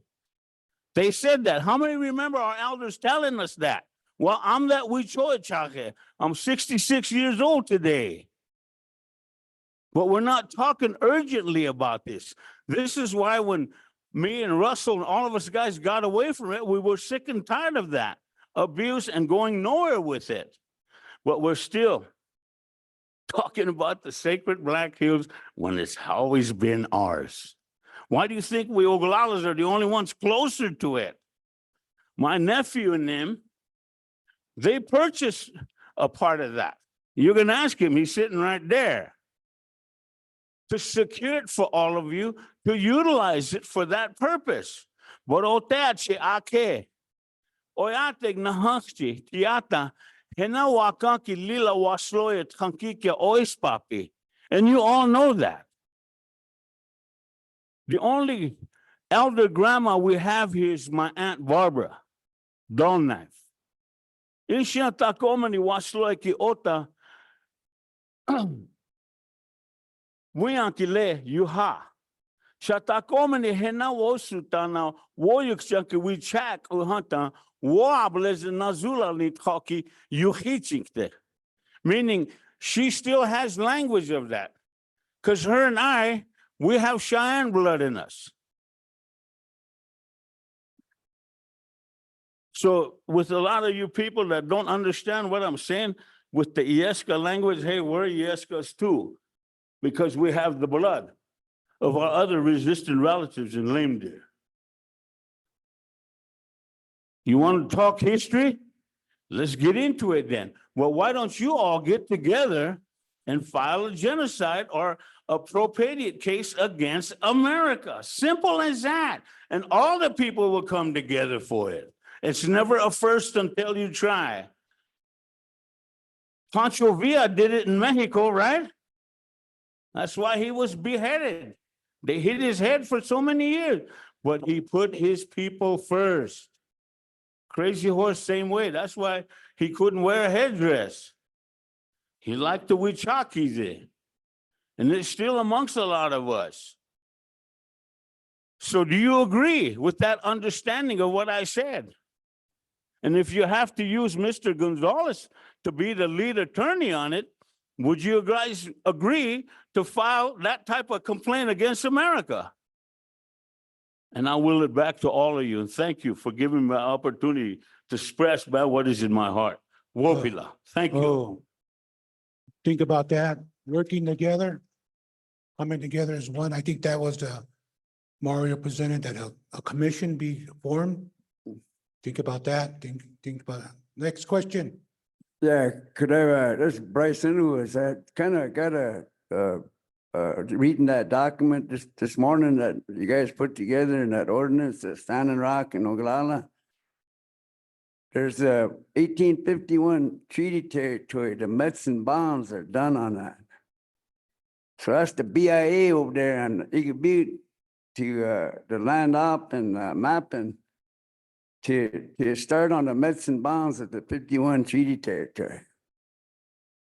And lo and behold, BIA and some of the IRE council representatives are in this land cahoots that came out when I talked to the superintendent over there. And I received some gunfire after that on my phone. And, you know, just to let you know that there's some corruption going on between the BIA and the IRE regarding land. So some of these guys that are elected into these positions, they don't really know who they are. I keep asking them that question, but they don't understand Lakota. And if they don't understand who they are, then who are they? And this corruption that's happening on the reservations and these children and these elders that are suffering for it, it's got to end now. It's got to end now. And the attorneys are a driving force behind this too. And I'll just, you know, not name names, but these people that are in positions that have white fathers are causing these problems for the Lakota speaking people. We have 4 bands there. We're in 98, we got Ikachans for the 4 bands, so Woyhamla and Woaka. That's the way Wakanta could give it to us Lakotas. Woyhamla and Woaka, to try to understand Wolakota. But seeing all these elders that World War II generation being very disrespected in the early 2005 and 6. And they changed the Nachao Kolakiche to the Elders Council. So you have an IRA system made up of individuals. Nowadays, the way they said it was this IRA is a foreign dictate on the Lakotas to do away with the Lakotas. So basically go to every reservation and sit in on their councils and Washitila Yapi Jela Woglaka. Now Lakola Yapi Kile and Kapiki Dakun Hapi Wichokan Kilila Washtena Wakan Hecha. Tuai Yoyala and Kapiki Hani Hetise. Inana Ate Sperm Cup. Nilakotan. Lakola Woglaka.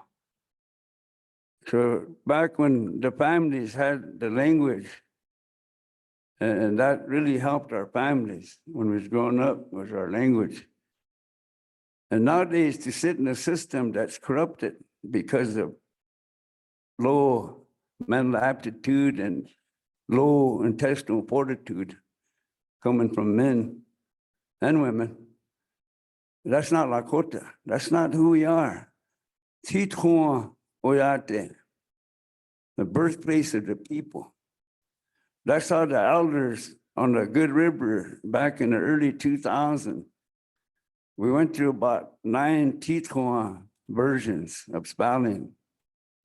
One elder said TIT is kind of offensive. So they settled with TETONWAN, Tijuana, Oyate, back in 2001, about 22 years ago. Most of those elders are gone now. Full blood and, and not full bloods, but mostly all warriors, World War II. And disrespected by these young men and boys and girls that don't know who they are. They're just like kids in a very serious game of life and death. And that serious game is coming. So we need some serious individuals at the table. We need to know IRA has a role that's going to be going away here shortly.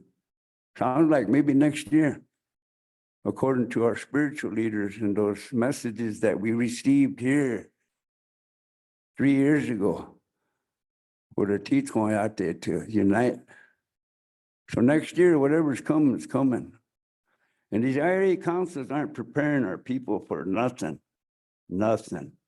I come up with $4 million proposals, $12 million proposals that will help our people. And yet, because of this corruption of the land, the white man has to say over our treaty lands. So that's the reality on the ground, where there's 4 bands. And I think right now, if you hear federal Indian law, which is discriminatory law, and usually these federal Indian law attorneys are the ones that, write all of this derogatory stuff about us and give it as to the federal government to read about us. So I don't really appreciate attorneys, because I've seen what attorneys have done against the people with no prior pre-informed consent at all. Just railroaded through, through attorneys and elected officials.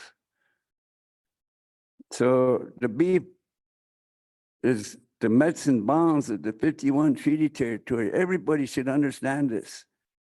Everybody. Read that document. It's saying 11 million or, 40 million. That sounds like the Sioux benefit.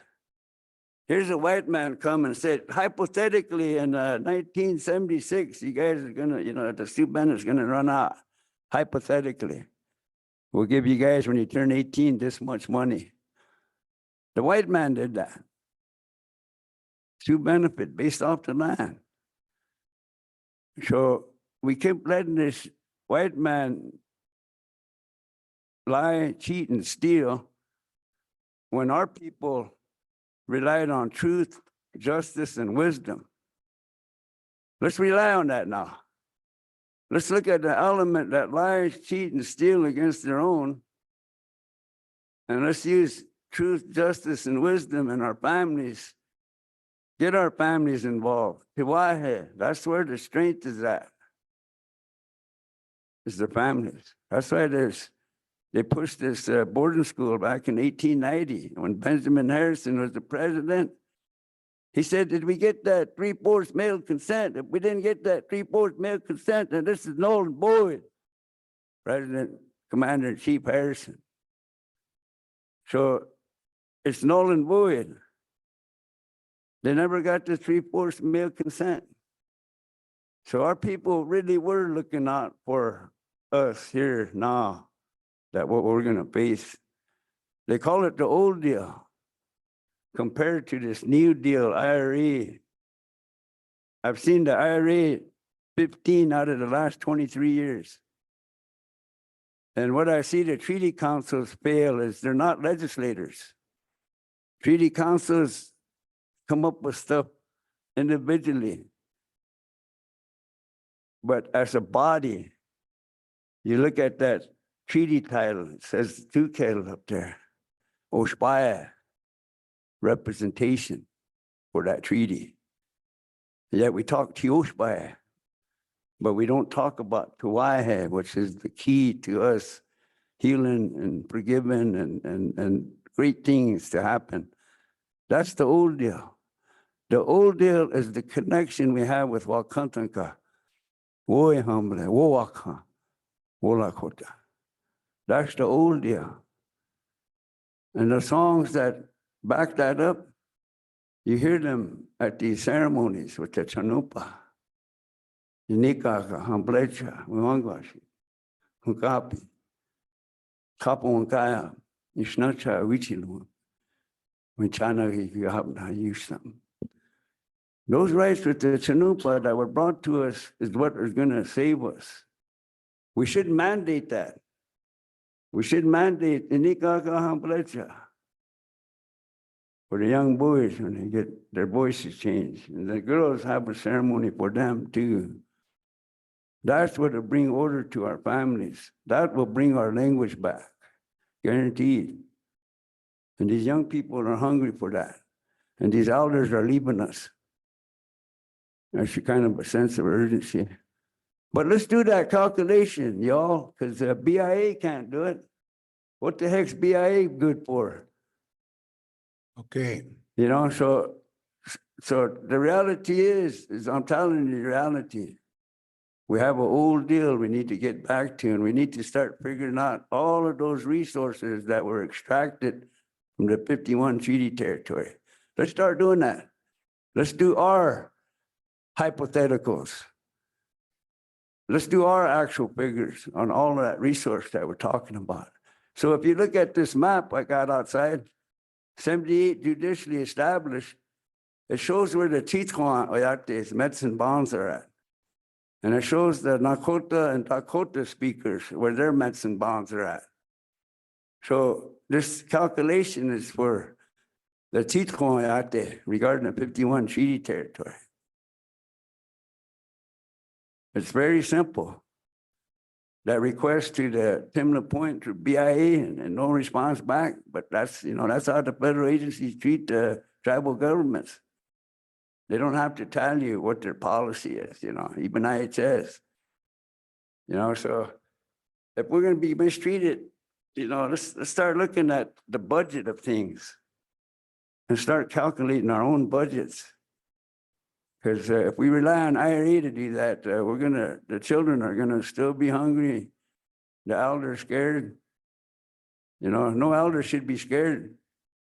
No children should be hungry in this country, period. Bryce, we have only till 9 o'clock. Okay, Ah, ask your Salamat. questions. All right, This is Phil Twigo. I want to make a comment. I'm the executive director of the Sichango Lakota Treaty Council, and I submitted a letter to the Oglala chairman and the Hunkpapa chairman. But there's two things. If we keep talking philosophically, we're not going to ever get to the point. So there's two things there's a flaw, two flaws in this ordinance that was passed. One, these are violations of Wolakota. These are violations of the customary laws.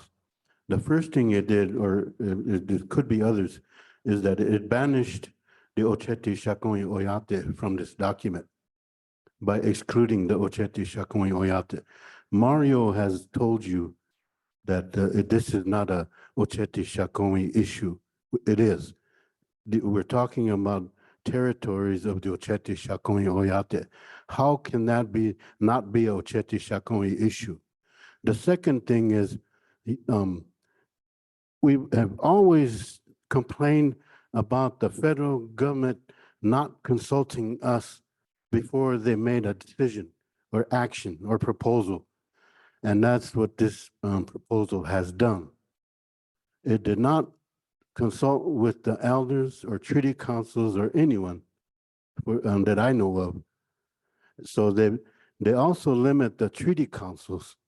Do you remember the plenary power that has been used against us by the federal government? And this ordinance now is doing it to ourselves. We're treating our people like the way the United States government has been treating us.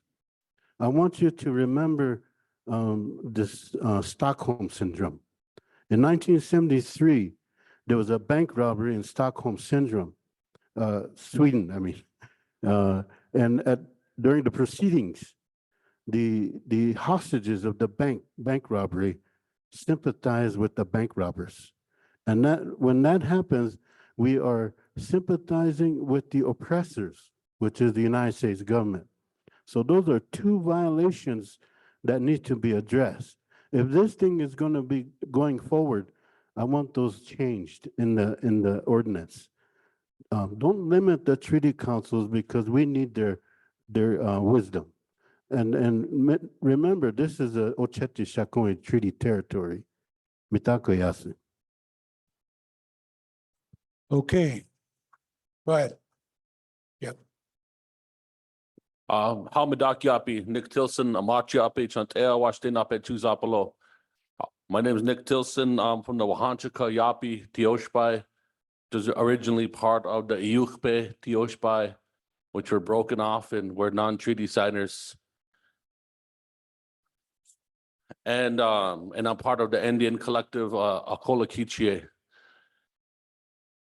And I have a question, not a comment.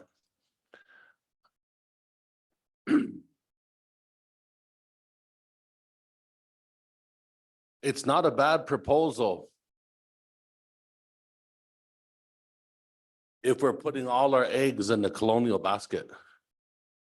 Because that's the proposal that's been brought forth is within the confines of federal Indian law. And therefore, it has limitations. Mario's intent is not about the money. He said that. His intent is about the land. Yet the legal and political paradigm about putting something like this forth has to do with about the money. The federal government, that's the way the federal government looks at it. So it's limited in its approach. And I agree with so much of the things that, you know, that Andy and Steve and I'll address them as Lexi's put forth in this room is 100% true about the colonial government and the way that it controls. And that yet here we are, we're stuck.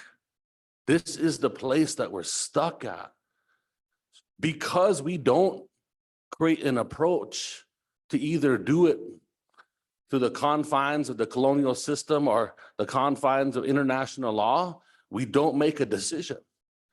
And that's why 1/5, 1 in every 5 acres in the Black Hills right now are being destroyed. Us not taking action on this issue is destroying the Chisapa right now. While we debate philosophical, legal, and political approaches.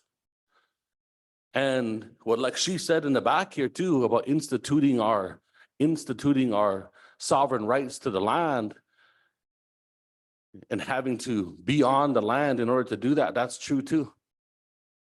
So my question is this: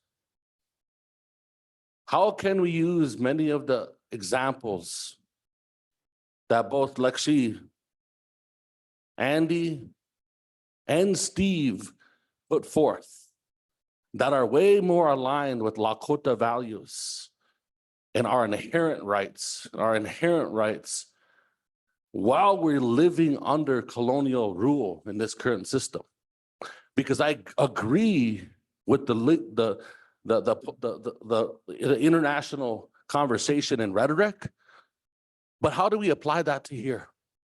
How can we apply that to actually do things in the Chisapa to get our land under our control so that we can protect it?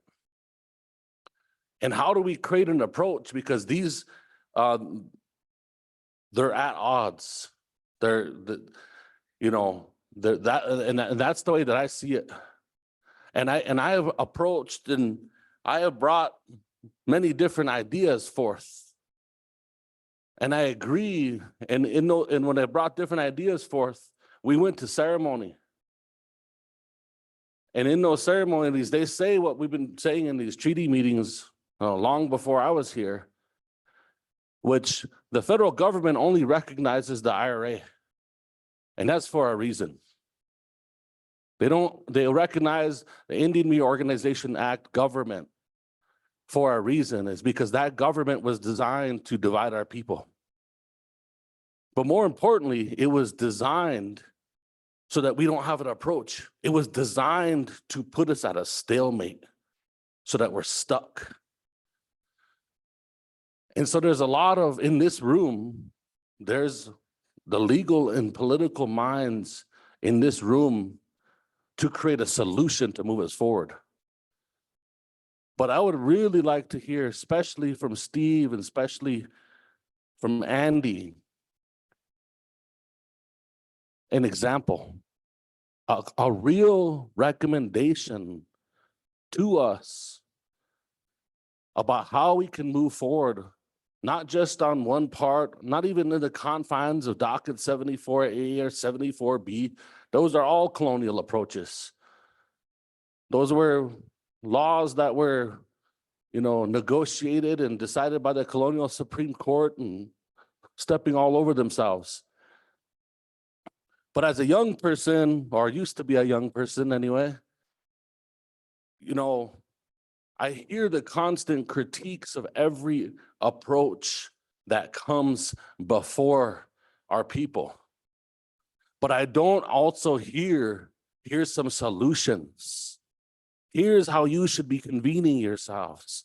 Here's an example. Here's a roadmap based on international law that will actually get us to where we need to be as a people. Because many of us in this room are willing to do something outside of the confines of the colonial process. But currently in our current structure, that has its limitations too.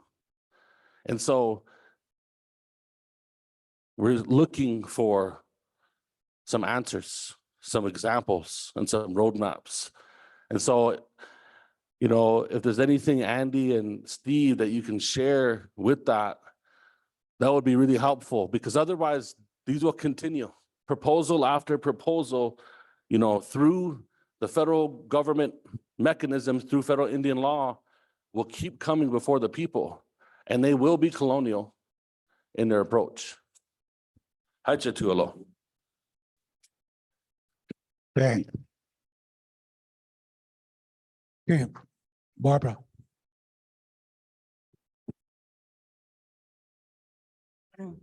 Mitake pi Barbara Donai pe Machap na Oglala Sioux tribe hemata ha. Lakota machpia krakewi amachap.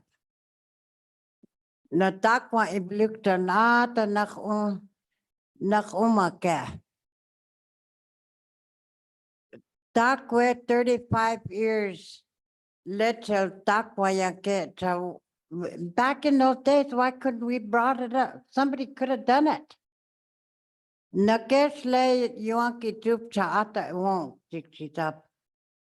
Let's get a solution. I'm just thinking about a solution. We need to get something going here.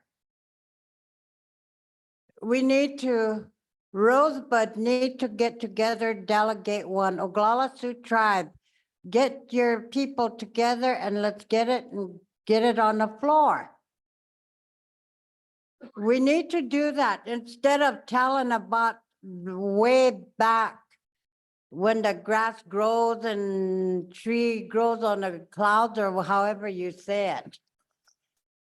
The river flows and the grass grows and the Yeah, stars that. across the sky. But let's get going. I'm tired of sitting here, everybody complaining, and I went to all of your, I went to all the reservations back in 85 with Teresa Two Wolves and all of them. We started from the green grass. We watched Chekia there and we made our circle. I have to say it was good. It was good all the way around until we got to the Oglala Sioux tribe. There was so many treaty councils, they all fought and it kind of blew up. And that's as far as, but during that time, we had papers signed by everybody. We went to every powwow, any function. They signed a paper if they wanted to sell Black Hills, keep Black Hills. We have those papers. Where is our office so we can keep those things? We need offices. But right now, my solution is let's get some people and get going here. Wo pilat khangka pha. Okay, go ahead.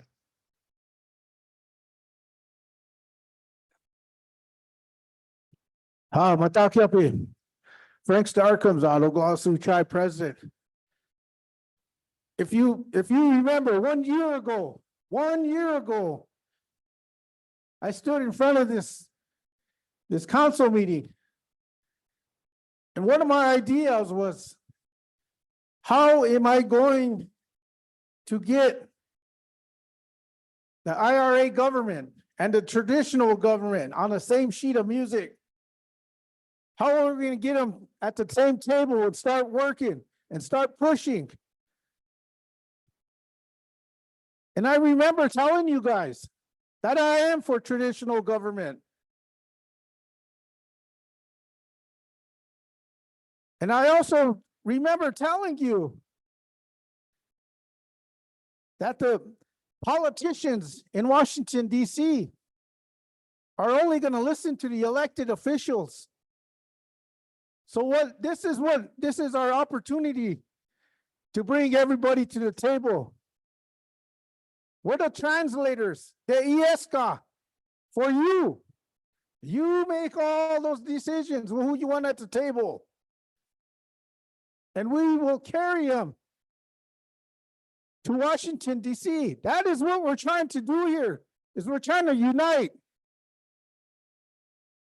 There's no right, there's no wrong. We need to work together. Now is the time. We got 1 year to do this. We got less than a year.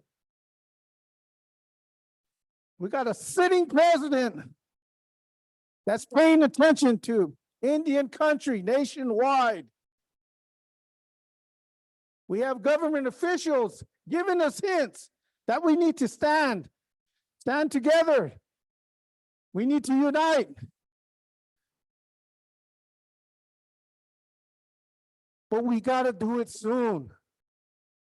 How long has this been sitting on the table? Like Barb has been saying, it should have been done a long time ago.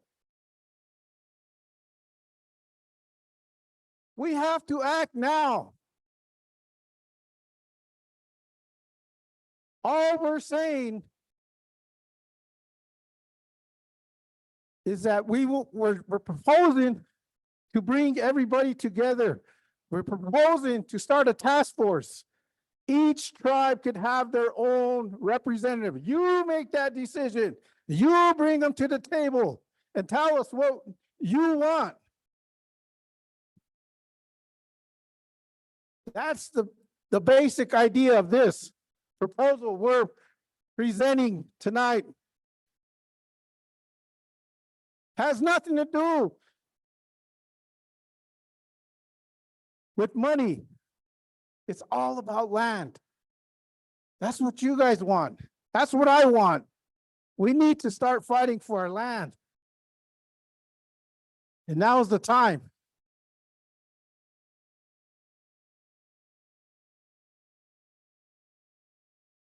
We say it time and time again, but we never act on it.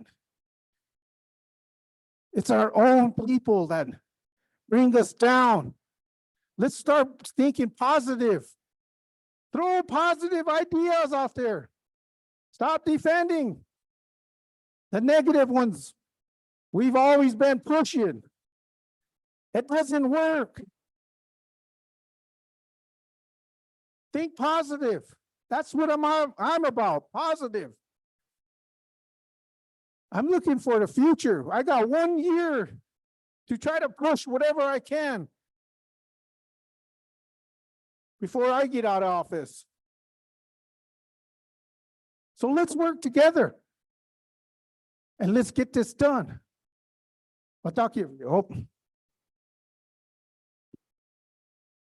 Okay.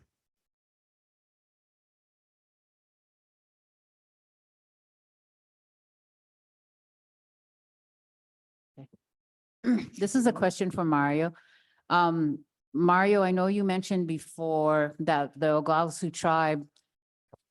Oh, I'm sorry. My name is Ernestine Chasing Hawk. I'm the editor of Native Sun News. But I wanted to ask Mario, you mentioned that the Oglala tribe still funds what they refer to as the Great Sioux Nation, how do you? Great Sioux Nation Council, not a treaty council, but a council, and that at one time, all the tribes had this council, and that each, in the Constitution, I think it's the Cheyenne River Sioux tribe has in their Constitution to have 2 members that represent them to the Great Sioux Nation Council.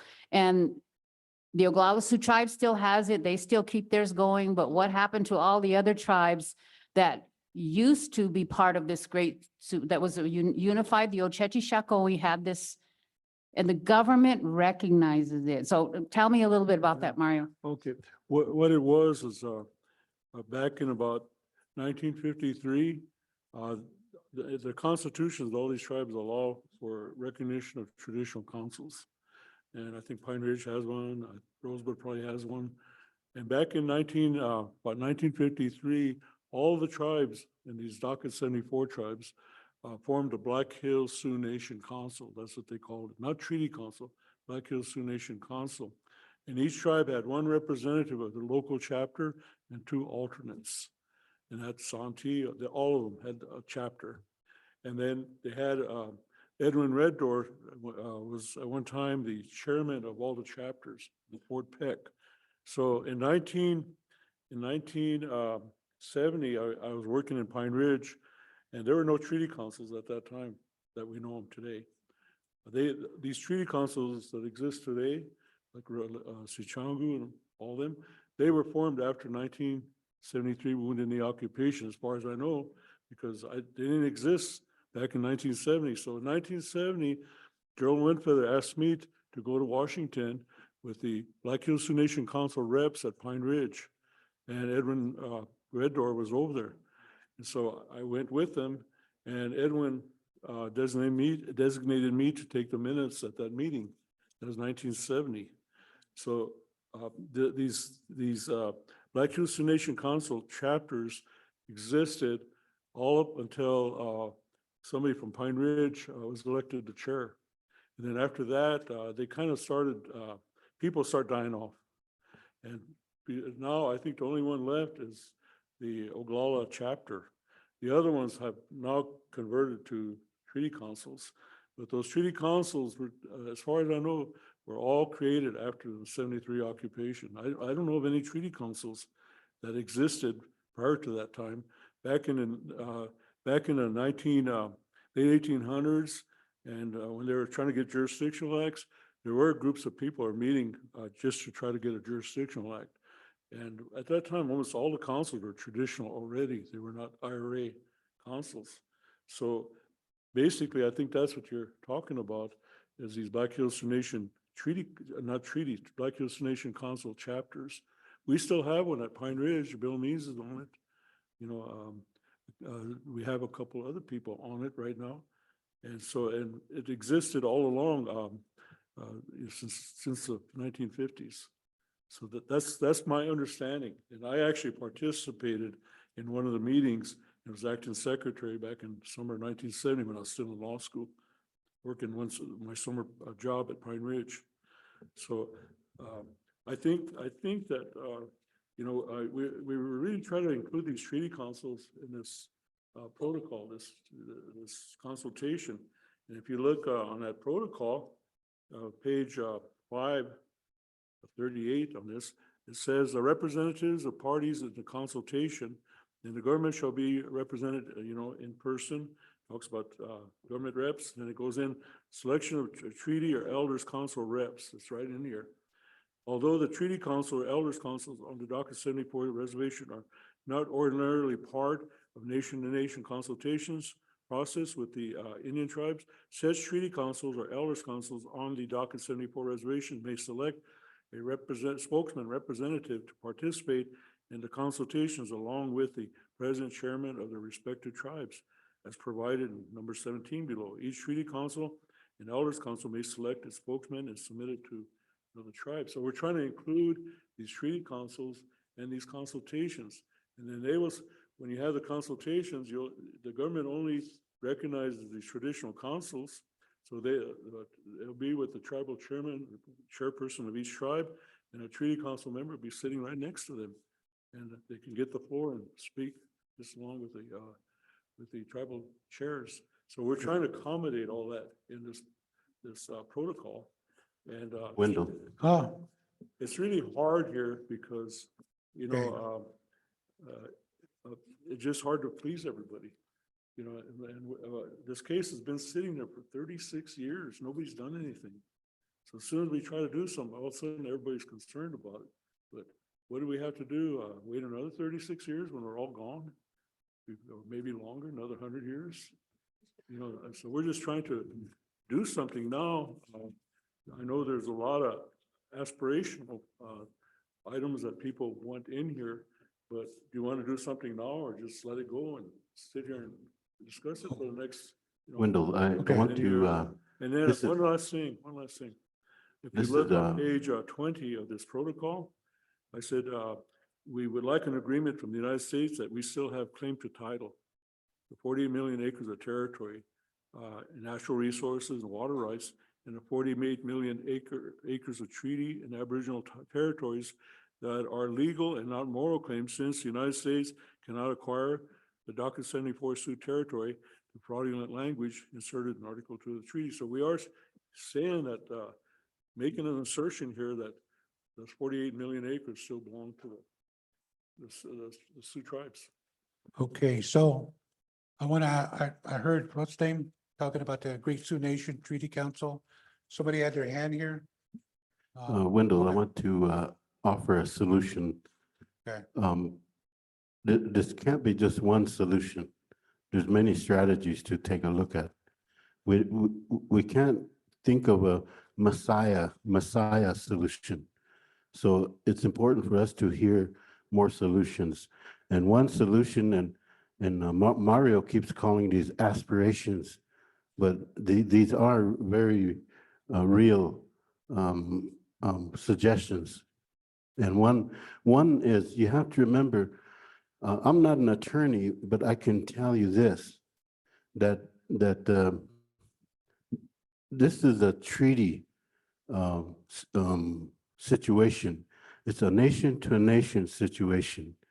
And you have to remember all the illegal acts that have been happening since 1871, when the United States Congress ended treaty making in 1871.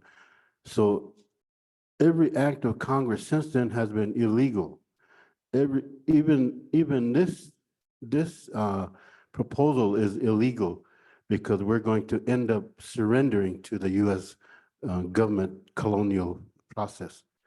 So one of the proper solutions is to have the IRA governments to go to Washington, D.C. and ask them to repeal the 1871 Act and then reopen negotiations with the treaty, or even maybe a new treaty. That would be my suggestion. I'm offering this solution.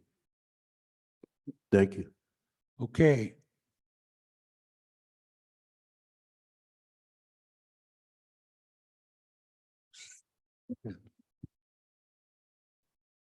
Cedric Goodall from Standing Rock. I really enjoyed the discussion. And I know Mario's proposal, I read it more than a few times. We had discussions on Standing Rock about this. And the main thing that I enjoyed was that our council people asked for longer time so that they can take it to their community members and they could hear it and go over it and make comments. Well, that was going on. And then all of a sudden, the chair had to vote on it without the comments. And I know with the community I live in, we had 2 meetings and had planned on having another meeting. And no comments, never took no comments. That was my concern.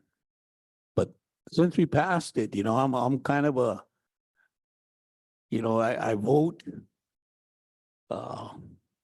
I don't put myself away, I still pay rent and all this other stuff, and so I consider as much as apathy grows when that happens in tribal government. And a lot of things that are being said, it's just adds to that. But I hear things in here that should be part of the negotiation rather than the other. Maybe there's got to be more than one time that we negotiate, because I hear that we need to probably negotiate on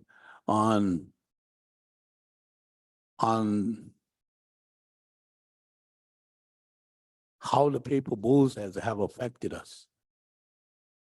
How these other issues have affected us, have affected the government's decision. Deb Hogland doesn't know this.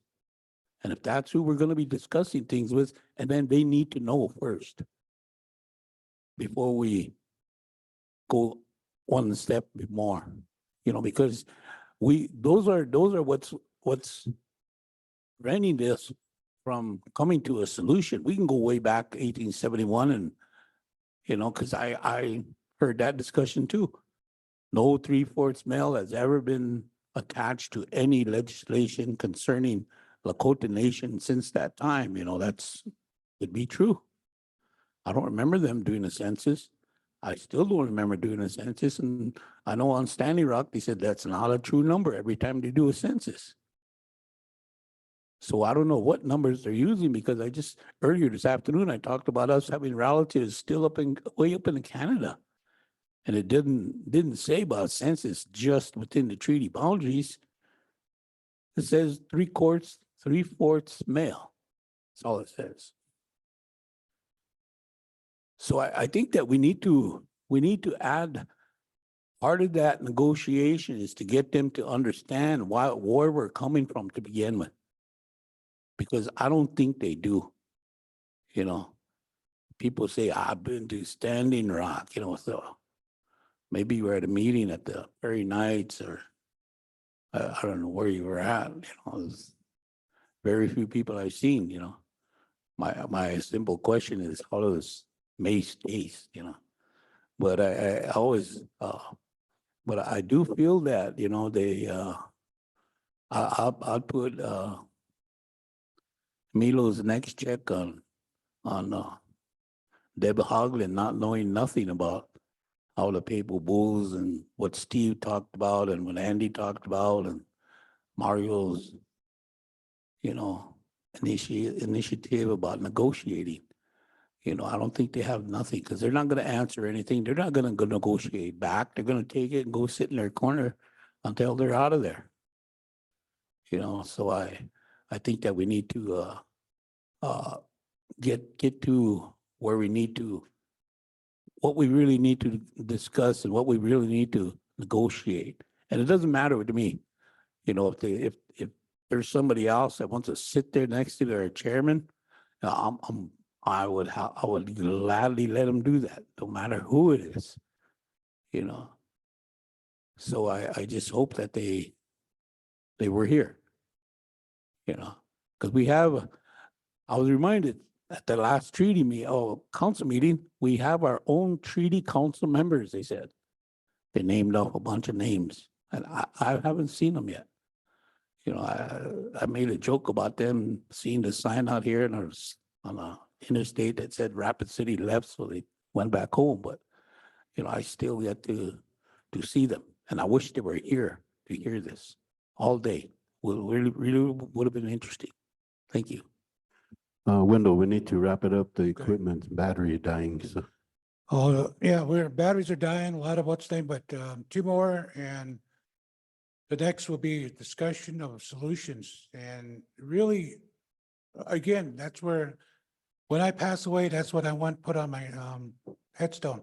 Long ago, the grass grew and the river flows. Because we really need to come to some point. I understand there's two groups here. One is elected and one is the Teoshpai system. And we seem to not come together. And we have to really think about coming together. And I mean, yeah, there are treaty signers, where a lot of us are descendants of them.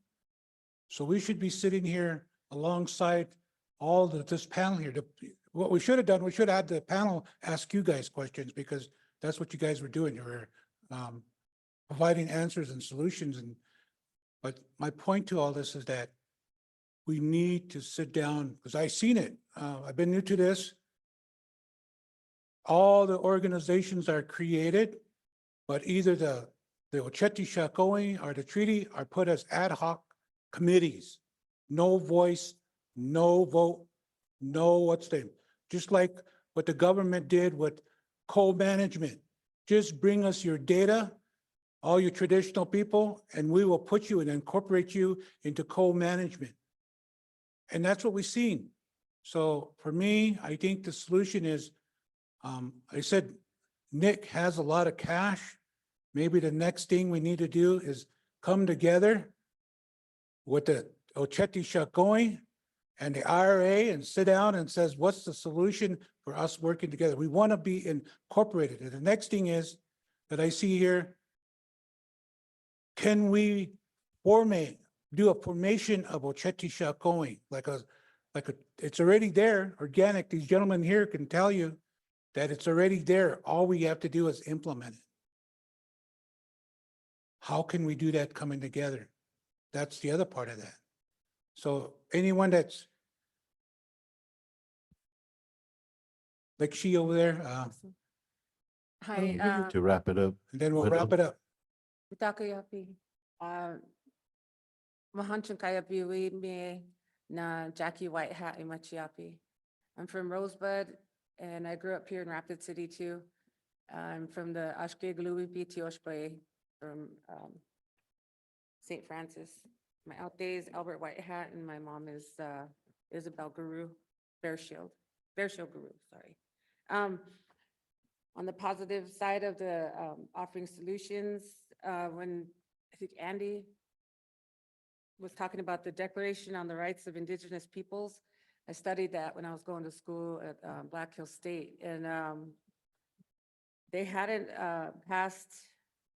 The United States was against passing that, and in 2007, they finally passed it with 4 countries not agreeing with certain stipulations. One of them was self-determination, and I can't remember what the other one was, but since then, I guess all those 4 countries that were against it have crossed over and agreed to the declaration. But one of those is,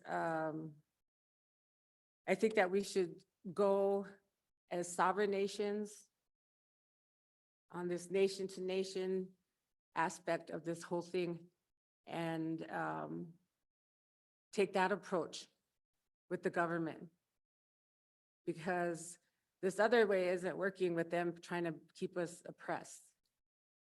And with the United Nations, the only thing, I have to look up the legal part of it though, is this declaration would help a lot because it protects a lot of our rights as sovereign nations, as indigenous peoples, because it covers all indigenous peoples around the world. It protects our intellectual and cultural property, institutions, our cultures and traditions, and it prohibits discrimination. It also, let's see, protects our ownership to our rights to cultural and ceremonial expressions, our identity, language, employment, health and education, and other issues like that. But I think that would be a good way to approach nation to nation. Okay.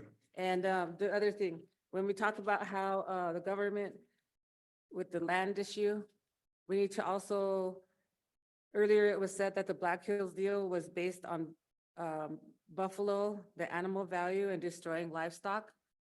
We also need to take into account the damage that has been done to Hesapa, to the land. Like the golden minerals that have been taken, all the development that has been done to the land and destroying things like with lumber, all the tourism that comes through and damages all the property. And the sacredness of our rivers, lakes, like building Mount Rushmore, what that did to the six grandfathers, what that was originally called. Crazy Horse being built, Terry Peak, the roads, the pollutions, what was done down in Igloo when they built that munitions base down there. What else? How the beetles, how they brought those beetles in that clear or killed all the trees and stuff. Things like that. How they have open pit uranium mines that are destroying the waters and all the contamination that's happening from the open pit gold mine and lead too. You need to take those into consideration how, when we approach the government and tell them this is what's been done to our sacred place that you came illegally to and took away or trying to take away, but we're not going to give up. Those things need to be taken into consideration. That's just my 2 cents. Wopila. Bill, you gotta be quick. Go ahead. Oh, medakuyepi. Ahakesti, ahani wola kotama ungaga. Ash, o a kankampi. Naha makoche ki jela ayu tap. Naha makoche ki unkip. Tahina unkik tu ya okteja. No, gana ake ektomi el ukte seche. Slowly option. My name is Manny Arnhock. I'm from Wakapaushte. And we're part of the Treaty Council of Cheyenne River. Whether you recognize it or not, we're there. And we also recognized and appointed 4 people on the tribal constitution on that last article of Treaty Council. We appointed 4 people in there too. So I think, to me, I said, we're ready. And let's start off with the right foot. For years, I worked with Gerald Onefeather. He pushed Chioshpai, and I learned a lot from him. So let's put our foot first. Cha elki galeokte kokeha. Let's start with the people. Let's start with the treaty councils. Let's start with the Chioshpai. That's the beginning. And then let's unite. President Stark comes out, said last year, and I remember that, he believes in traditional government. I thought about that for a long time. We need to start our traditional government side by side with RRA if we have to. And that was what's the O'Numpa we have right there. But so one of my solutions is we reunite.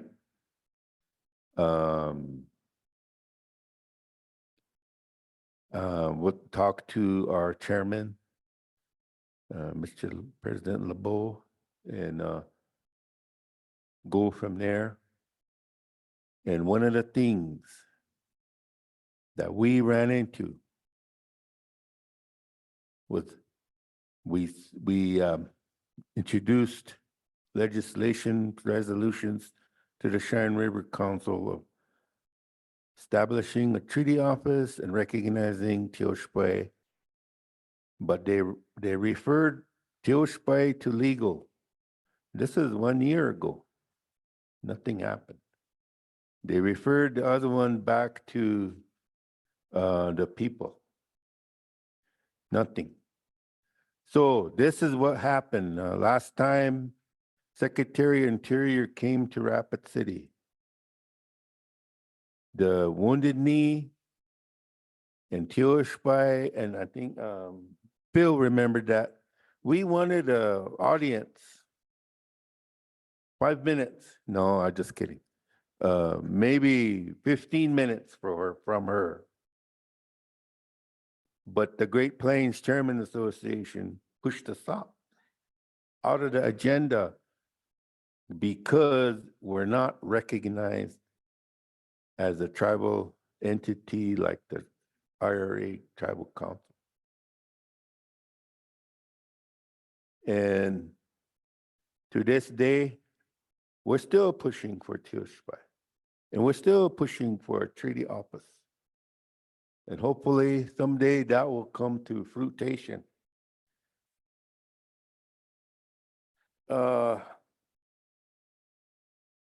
So my solution is just that. Unite, start off with the right foot. We'll go from there. And I agree with the land. We need to start with the land. And a lot of you mentioned that.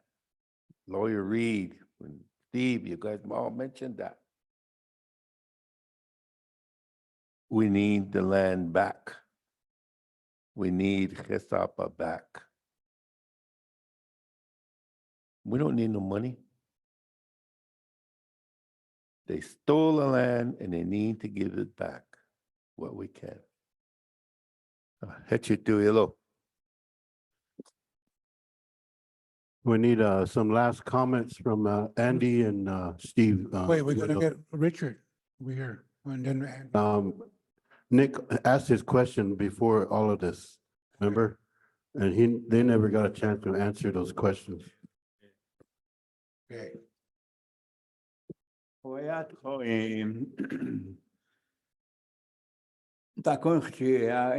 Okay, I'm gonna say a little, just to think about it, you know. I'm not gonna say do it this way or do it that way.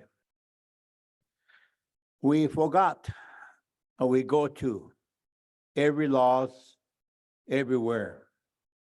But who do we forgot? We forgot somebody. Where do we come from?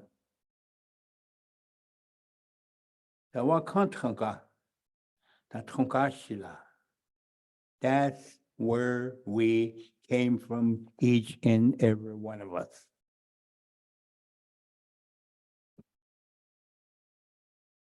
The great Sioux nation, Lakota, here we are here. The God that create the universe, Makoche. And that's where we came from. The God, the Wakantranga. He gave us the land. He gave us the land. Not for the Europeans. We are indigenous sovereignty. We all indigenous sovereignty. So who do we forget? We got a Chanumpa right there. We didn't even utilize that Chanumpa. We never use it. Instead, Wochekie, pipers, medicine mans, the doctoring our own Lakota religion. We have to stop that. Get back to the basic. We got the Chanumpa. We have to talk. We have to talk. We have to ask the God, the Wakantranga. But then where are we gonna go? Maybe If it's nothing happen, what's gonna happen? The world is gonna be end here.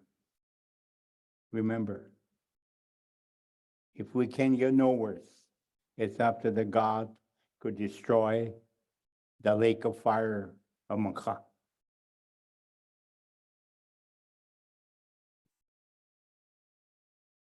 The Makoche, the God gave us, it's not for sale.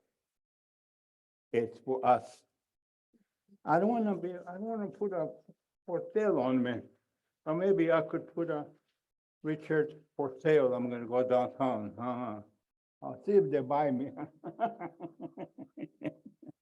I don't think they won't want me. The Washichus, all they do, look at this. $1 million, $1,000, that's all they say. They don't have nothing. We make a treaty. In honey, the old people say, they never say treaty. We talk about laws. Face to face. We're making an agreement with you. Nothing. They don't have nothing. All they got is dollars. All they got is dollars.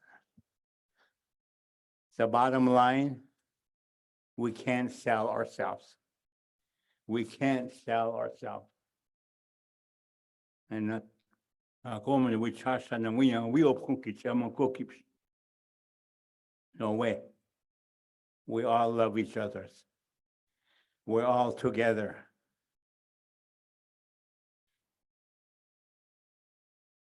Last 3 years, we start our Grace to Nations Sundance. We started at Standing Rock, Cannonball. That's where we started. Sitting Bull's territory. We have the Grace to Nations Sundance. We pray for our treaties, our rights, our rights. We chonikin and we chon chareki, ola kotaki. We chokushe. We don't want those. So we pray. We pray for our government. We pray for the tribal government. We pray for the state government. We pray for the federal government. We want them to think. And we want them to think, to come and look at us, what we're trying to do, here. Maybe we should go to a neutral nation. We should go take our treaties to the neutral nation. What do you say? You guys are lawyers. Can we go over to another nation, take our treaties over there? I'd like to answer that, because we tried that already. We were trying to get to the World Court back in 1971. And we were all in Geneva. Bill Means was there during that period of time. But we went, so we said, we can't sue the US in the World Court, because they had sovereign immunity. So I said, let's get a neutral nation to sponsor us to get an advisory opinion from the World Court. So, okay. So we met with the Austrian government, the governmental officials, our delegation, Larry Redshirt and I, and the delegation, and they agreed. They said, we'll sponsor you in the World Court for an advisory opinion. So then, next thing you know, the Secretary of State of Austria is summoned to the Secretary of State of the US and said, internal affairs of the United States, stay out of it. So our support people then said, well, all we can give is lip service. We can't help you. Okay, then we went to the German parliament. And by that time, Willy Brandt and Petro Kelly, Green Party, were, they call it aligning themselves together. So then I said, well, Green Party's not looked upon radical. Let's get her to debate the Black Hills in German parliament. Well, Joe Americanhorse went on that. He's elected president, Larry has passed away. It'd be Virgil Killstraight, Micro Manning Horses, and others all went over there. And she agreed. She debated it. Then she came back, she said, the US government told us the same thing, that it's an internal matter of the United States, they can't do anything about it. So we tried that route already, get a neutral country. But the US is powerful there too, and they control everything. So I just want you to know that we've tried these things already.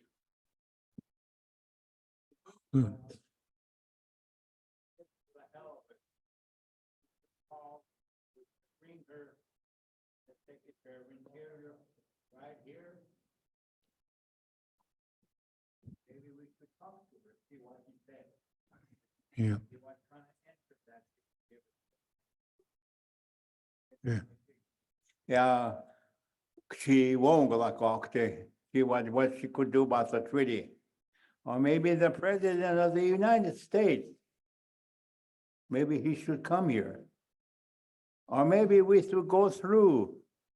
The tribal government could open a door for us to Washington DC. Lakota Treaty Council could go into the Secretary, Congress. It's over 150 years, over 150 years. Why? It's a simple question. We want to ask him why they don't want to do it. Why they don't want to do it. And yet they give us money, Oh, money is good, yeah. But you know, we got a land for sale. Dawa Kontranka, he didn't tell us to sell the land. Mankocha, each and every one of us, Mankaya and shopping, huh? So this coming 6 months from now, we're gonna, Great Sioux Nation Sundance, we're gonna dance over there in Devil's Tower. We're gonna pray for them, Chesapa. We're gonna pray for those governments so they could return back to everything for us. Maybe we should bring our chanupas and we're gonna pray. We're gonna ask the treaties, whatever. I come from the Pabia number 4. Young man afraid of his horses is one of our 1868 treaty. I come from the Pabia. I was born and raised on Ridge Reservation. I support our treaties. I support each and every one of you guys, the governments, tribal government, state government, federal government. They have to, honestly, we have to do something with them. So that's why maybe the Secretary of Interior, we should bring him in here. Let's give him some wisdom. The Washichus, they should work for us. Washichu should work for us because we are the landowners there. We have gold, we have gas, we have oil, we got everything. They should work for us. That God give us all the resources, gold, water, timber, everything. Nothing happened.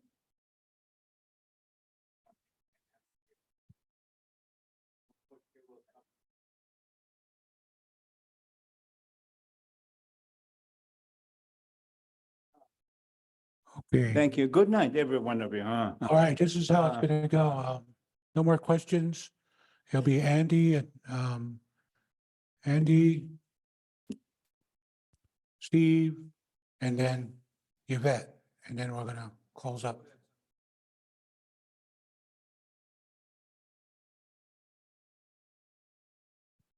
Bill, somebody turn it on for him. Ah.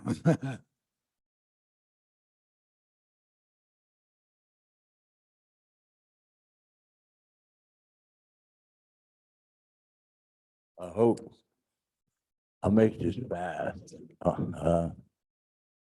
You know, the white man believes that if something is written down in black and white, it inherently has more truth. And so I think we got to get something written down. Like Mr. Tilson, he worked with us. We did what do they call that? We tried to use some of the Forest Service land contracting, or what'd you call it? Yeah, co-management. We was going to talk about that. But I saw a presentation. Not too many people was listening because you couldn't hear it good. There's a man by the name of Mr. DeVille. He did a study over at Santiago. And what he studied was the time. Today in his presentation, he showed the time between 1871 and 1934. We didn't have no reservations. We had them in 1889, the reservation. So the time between 1871 and 1889, how do we govern ourselves? He put it in his presentation.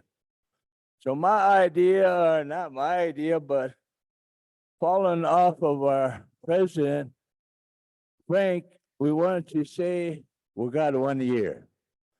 So maybe in that year, we could have a series of meetings where we create.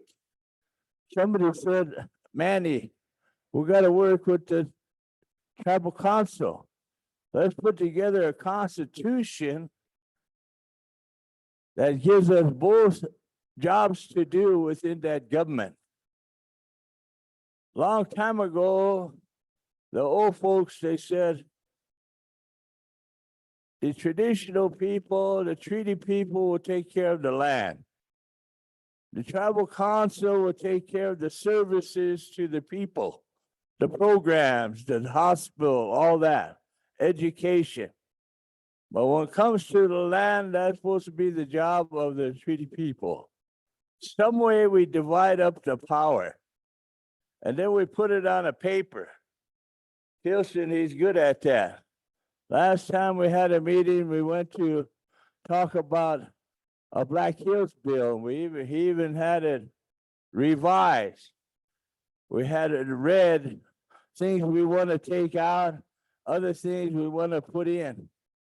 Because Mario and the Standing Rock and Mr.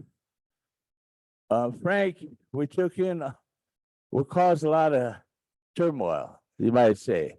Friendly turmoil, I call it. Because you brought this up now, Mario, so everybody's talking. Is it for the land? Is it for the money? Is it? But everybody's talking. So now's the time we got to do something. Like Frank said, like Mrs. Dullknife said, do something. I say we have a series of meetings and put a government plan together. And every meeting after that, we can revise it. So that the people of the treaties, they understand, the people of the tribal government, because Pine Ridge is about ready for that. We got a leadership here that's calling for that. He wants something done. Standing Rock, they signed that agreement. They passed a resolution. Let's get them involved. At least the two of us, we could probably push this through. At least have the other tribes take a look at it. Then we have something on paper. So the white man is going to answer us because it's written down. So that's what I say. We take initiative instead of coming here just to argue. We put it on paper. And then we can discuss the points, how it needs to be changed. Well, let's get something down and then refine it, work on it. So these meetings, we're doing something every time. Then in between the meetings, we take it back. Standing Rock, Giant River, Santee, all over. And then we have another meeting. What do you think? every tribe, tribal government, treaty council, they get a word. This is what I want changed. And we can put some of the draft declaration of the rights of indigenous people, international law, we can make that part of it too. So they understand our rights. And what we see, what we consider our basic rights. In there is the land, there's a lot of principles we could use. But I just have that as a possible solution. Instead of working on the co-management, let's work on a bill to change tribal government. Or if it's a bill, what we want to call it. A case to file, maybe we take the legal route. Maybe we take the legislative route. Maybe we take both routes. Hit them with the shotgun approach. Try everything. One of these days, we're going to hit the center. Oceti Sakowin. Oh. We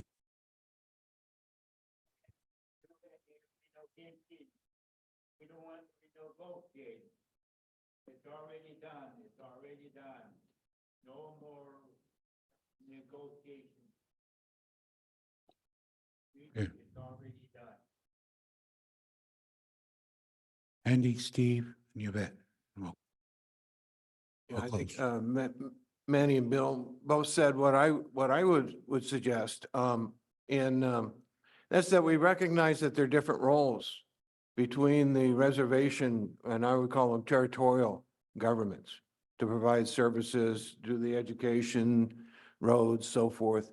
And then the role of the Oceti Sakowin Oyate, which is to deal with the treaty issue. So the territory. So in other words, what we now call reservations are just small parts of the territory of the Oceti Sakowin. So you need another governance for that territory because that governance was always there. It's still there. And that's, it's actually in the 1851 treaty where they talk about the representatives being the principals and chiefs of each one of the signature oyates or bands. And then it goes on to say, and that will continue on and their successors. All right. So the treaty councils are the successors of the recognized they're calling the authorized representatives of the signatories of the treaty. All right. And so you have that process. And how were they chosen back in 1851? They were chosen through the traditional way, through the Tioshpaye, Tiwaye, Oshpaye, Oyate. They were Nakchas, and then on up then to the chiefs and principals. They don't say just chiefs, do they? Say principals and chiefs. And so the treaty councils can take the lead, from my point of view, could take the lead in terms of reestablishing that way of deciding the representatives of the Tioshpaye, TYA for this kind of discussion, to pick the Nakchas and so forth. And they could take that lead and pull it together and work as a, but in terms of recognition, and this is a point that Mario makes, one thing I noticed about the document that Mario wrote, it says everything in there that he needed to say to get the United States to the table. You know, I don't know how many times you have to say IRA just to pat them on the shoulder and say, yeah. But if he can get them to the table, they have to speak to whomever you bring. So, and you talked about trying to include the traditional, at least one representative, all right? What if instead it was like a joint effort? Like you recognize the role of the traditional role that's set out in the treaties of the traditional way of picking the leadership to deal with the treaties. And you said, and so when you show up or you have the government show up, you say, these people are speaking with us or speaking for us, depending on what you work out. And the US government has to talk to them because you're the government that's recognized by the United States. If you say, no, we're going to have the traditional leaders that were chosen through our traditional ways, through our laws. They're going to speak for us, and they're going to bring the Chanupa, and they're going to follow Wolokota, and they're going to do it our way. And we'll sit down and talk with you, and we'll be with them. We'll be with them, their territorial leadership. But that would be one way of integrating this whole process.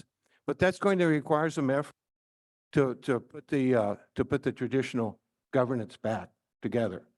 And I could see a major role with the treaty councils, but then the role also means that the governments, that the tribal governments have to recognize the treaty councils and have to understand that they have a role here. You can't just exclude, you're not going to get anywhere if you continue to exclude them.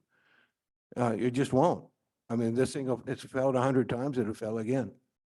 So you've got to figure out a way out of this problem that was created by colonial rule. It's divide and conquer. That's the whole point of colonial rule. They not only divided the people between the traditional and the RA people, but they also divided the Great Sioux Nation into 7 different reservations and so forth.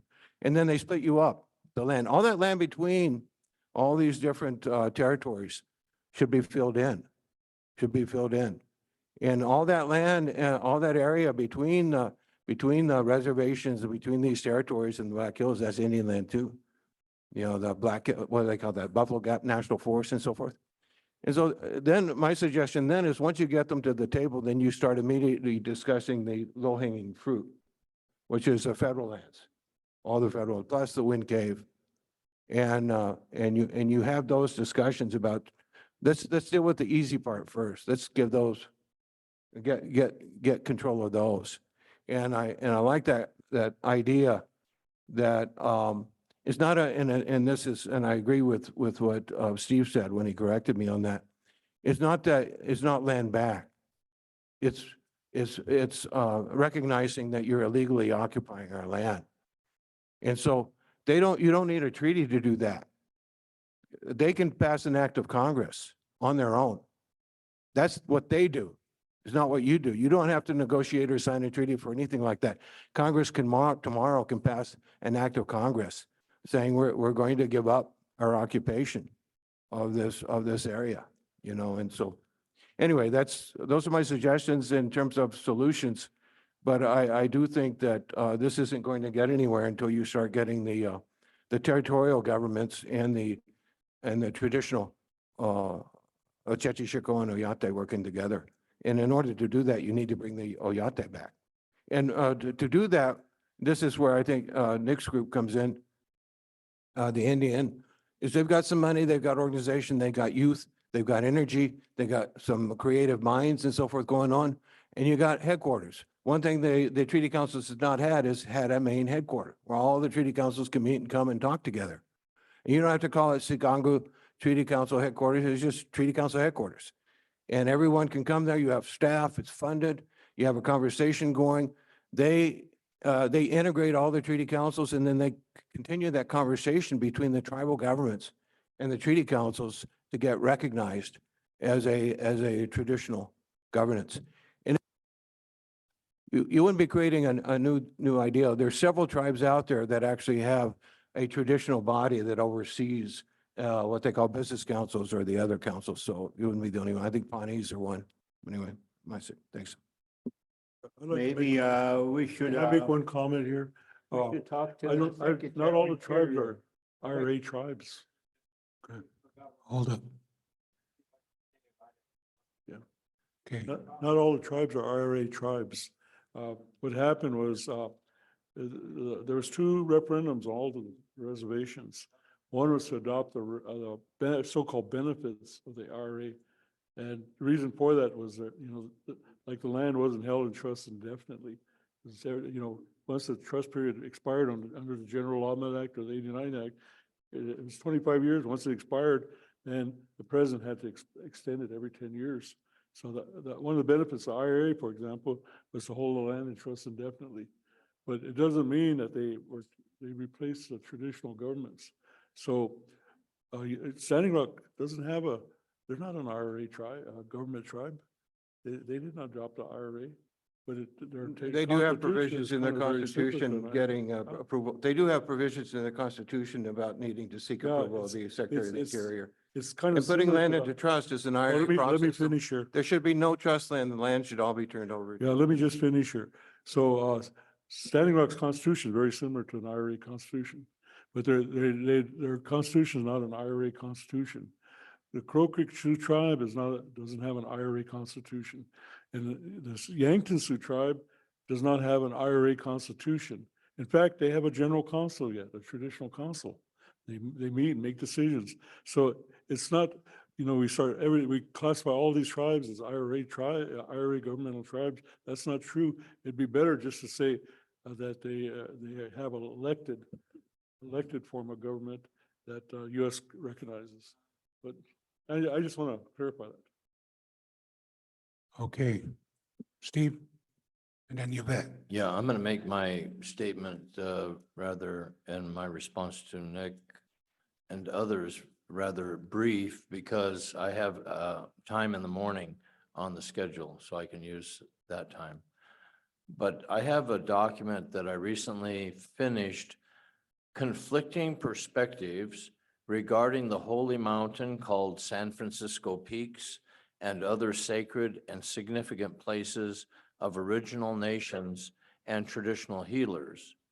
The traditional healers that I was commissioned to write this for really like this document a lot. And they have given it their, in a sense, their blessing ceremonially, and then put it out.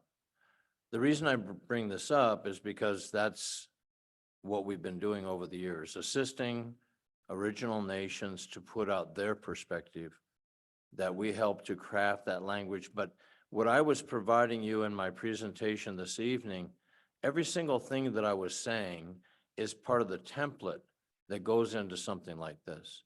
That original free and independent existence, the system of domination, the view from the shore, the view from the ship, all those things are strategically and tactically designed rhetorically to put forward the most powerful possible position for any nation or people.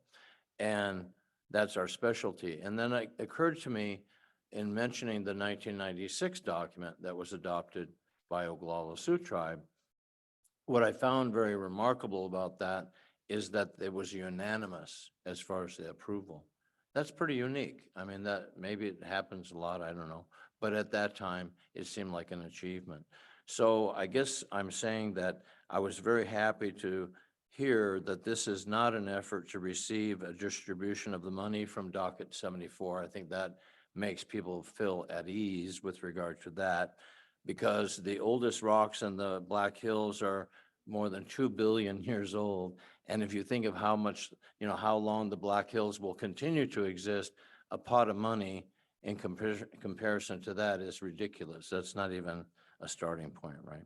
So there are more things that I could cover in the morning. I think a joint statement perhaps by the elected councils and the traditional treaty councils and so forth would be an interesting exercise. I can't talk. I need some water. Interesting exercise as well. So I'll leave it there. Thank you very much for your time and attention. Wopila. Okay, you bet. And I know everybody's tired, and so I will make it quick. First, I wanted to thank every single one of you that came today. And President Starr comes out. I think you did a fantastic job. I really do. I think you spoke clearly. You gave reference to the things that you were experiencing in DC last week. You're working hard to keep your promises in front of us a year later. That's hard to do. So I just want to thank you very much for that. That shows so much character. So I just want to acknowledge that. I was in Europe for the past 2.5 years, and I had 10 elders that oversaw my work there. And I want to acknowledge them. So Tunkashila Joe American Horse, Lexi Wendell Yellow Bull, Lexi Milo Yellow Hair, Lexi Mario Gonzalez, doing Barbara Dull Knife, doing Anita Afraid of Bear, Ina Loretta Afraid of Bear, Harold Left Heron, Lexi Bill Means, and Lexi Sam High Crane. So a big thank you to each of them.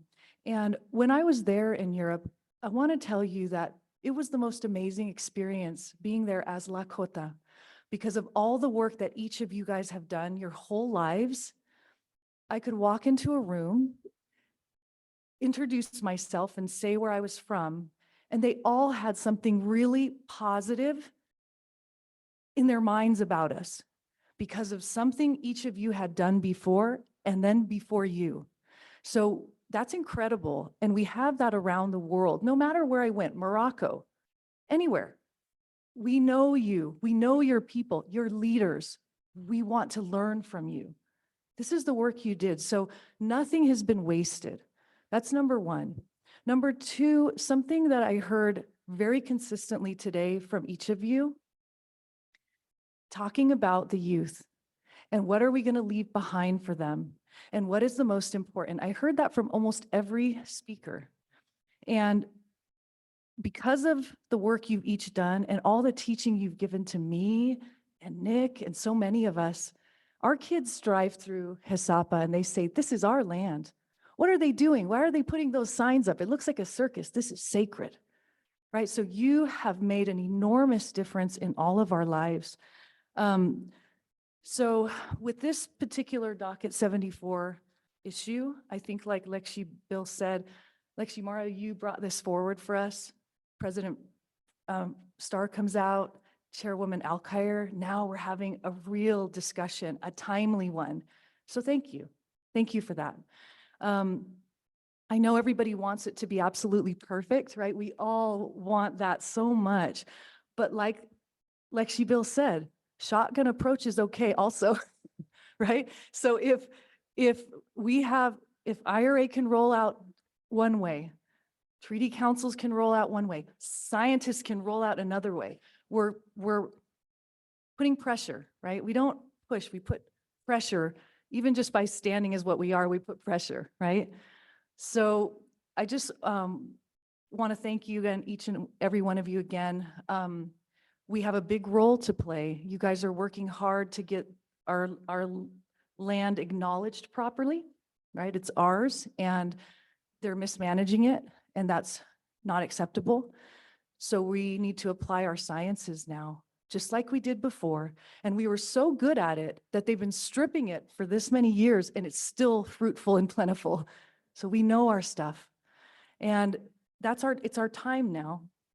And so we have things to do on every level. And I know from the energy in this room, we're all excited to get going on this. And so have a wonderful evening. Thank you, Lexi Wendell, for doing such a great job moderating. And thank you to all of you who are hosting, to Phil. I appreciate it very much. Okay. Manny, could you say a closing prayer before we close up? Yeah. So.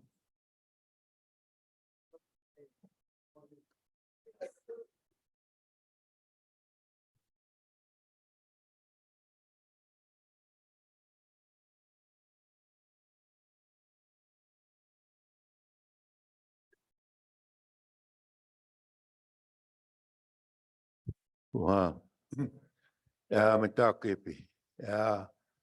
Lila mahetia wongla kapi. Lea petuki. Hena un kiksu ya pikte. Na hena chante koginika kapa pikte lo. Lea petuki. Ya woche ke guna ichela no shipi. Ya woche ke kte lo. Oya, tukashila. Apetu ake kai pi ukalila wopila tkanka keni chap. Wo yuk chawasteste hena un kichipi. Naha o kiepsh nit kash wakaja na thakoja takun washte wayanka pikte secha da hechel nojipi na ya hochoka igluha nojipi unshiakte na onyapi na tenupa gluhana ku istamne mnia nojipelo kashla na el upo na thakataka na ya wechozani unichila pile na ku thukashla ake hianiki ake mauni pikte na tako glusta pikte na ayat khashla dona hipishni hena no chunksi api na hena toksha wasloli apikte na ya makoche na ya khetapa elonglipi chash na ya oikipi Na hel utiki tichaka pelo. Okay, tukasla. Het is echt duidelijk. Ho nya pelo. Ho metako yasi. Go home, behave.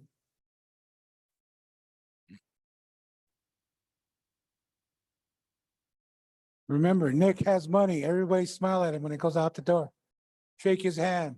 You're a good Torshka.